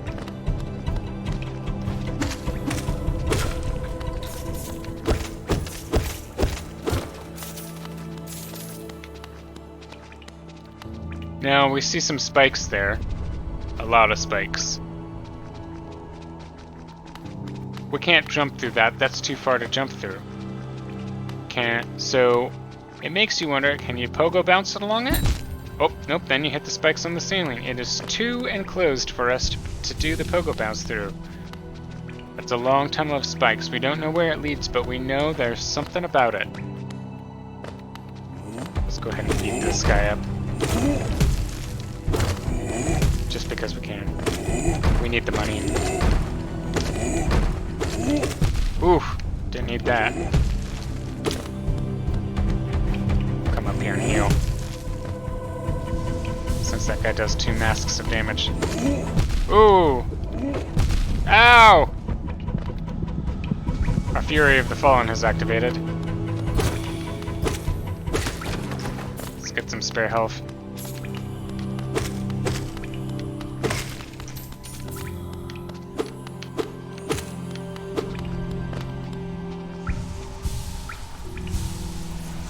There we go. Oh, there we go. He's gone. Tough guys. Okay. We're finding a nice archway down here. We're seeing sculpted architecture, built stuff. This is clearly something. We're coming up towards the big room with the big head on it.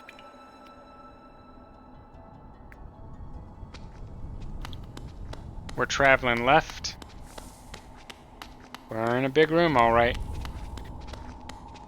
Here's actually a hint. In the foreground, you can see some venge flies flying around. So it's kind of nice that, it's kind of cool that they're showing that it's not just where you're walking around. You can also see another in the background.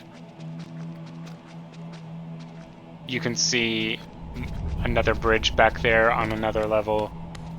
There's all this other stuff. Oh, let's listen to the dynamic music, shall we? Okay, we're here back. We're here back in the Forgotten Crossroads. We walk into this room. We already know it's a bigger room. It's gotten quieter at first. It's just gotten quiet. Now it's just quiet. That's a little suspicious. We come over here. We hit this point here. Can't go that way. So we try exploring up, and as we start going up, right there, do you hear how it cues right when we hit a spot? And we hear some foreboding background music. Ooh. There's some bugs. These bugs don't look too suspicious. There's a path up there. We can't get up there.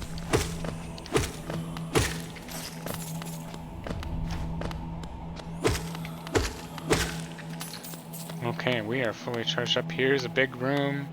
Kind of looking ornate. It's got some, a little bit of dirt, kind of dirt in it, but it's mostly... We'll kill him. We'll come here to the left. It'll lock on us. Oh-ho! The false knight! And he's got the head of the that icon. Ow! You got me backed into a corner, bro. Whoa! There's some telegraphing. So, telegraphing conveyance. He pulls back his mace. Whack. He jumps high in the air. He pulls back and then thwack. He gives a long wind-up. Or jumps high in the air, giving us a lot of time to realize that he's about to do something. And then we knock him back. Oh, something happened. Oh, look, there's his head. We can hit his head. We definitely want to hit his head. Oh, he's screaming now. He's now making noise. Oh! Look at that. Big wind-up. He jumps with his hammer way back, giving us a long time to react to it. Whoa! He pulls way back for a long time. Ho! Look at him. Though, at this point in the game, for most people, if you're playing this for the first time, even the long wind-up time is, it's hard to figure out. It's a little hard. Oh! Aha! Something happened! The guy has a kind of doofy head for such a cool-looking armor and helmet, doesn't he? We can see the floor is gradually cracking every time he does that, beating his hammer all over the place. He is clearly too strong for this room that we're in. Hoo!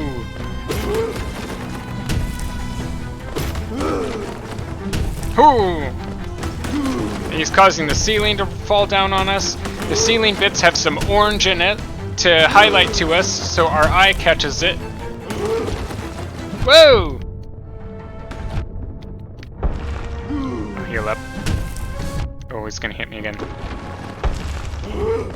Alright.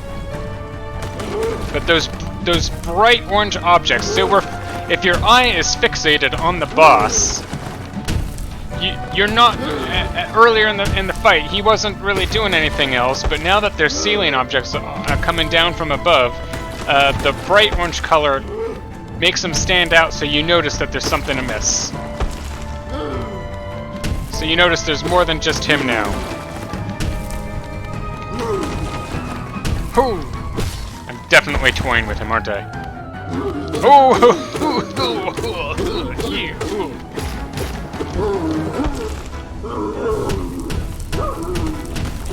Oh, he's getting upset. You can hear him getting upset. Oh! Ooh.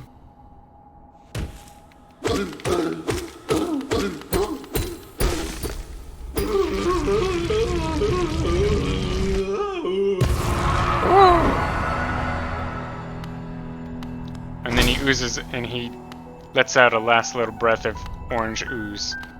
We see this object that we can interact with. City Crest. It's our first item from a boss, so it sort of stands out. We can see his body doesn't really fit in that armor. Then his mace gets up and moves away, showing us that even his weapon was just another bug, thereby cementing what a strange world we've entered here in Hollow Knight. Very, very large shell for such a strange looking little bug. It was called the False Knight. Not a real knight. We can come up here, we see a shiny thing. We hit that. Yay! Money!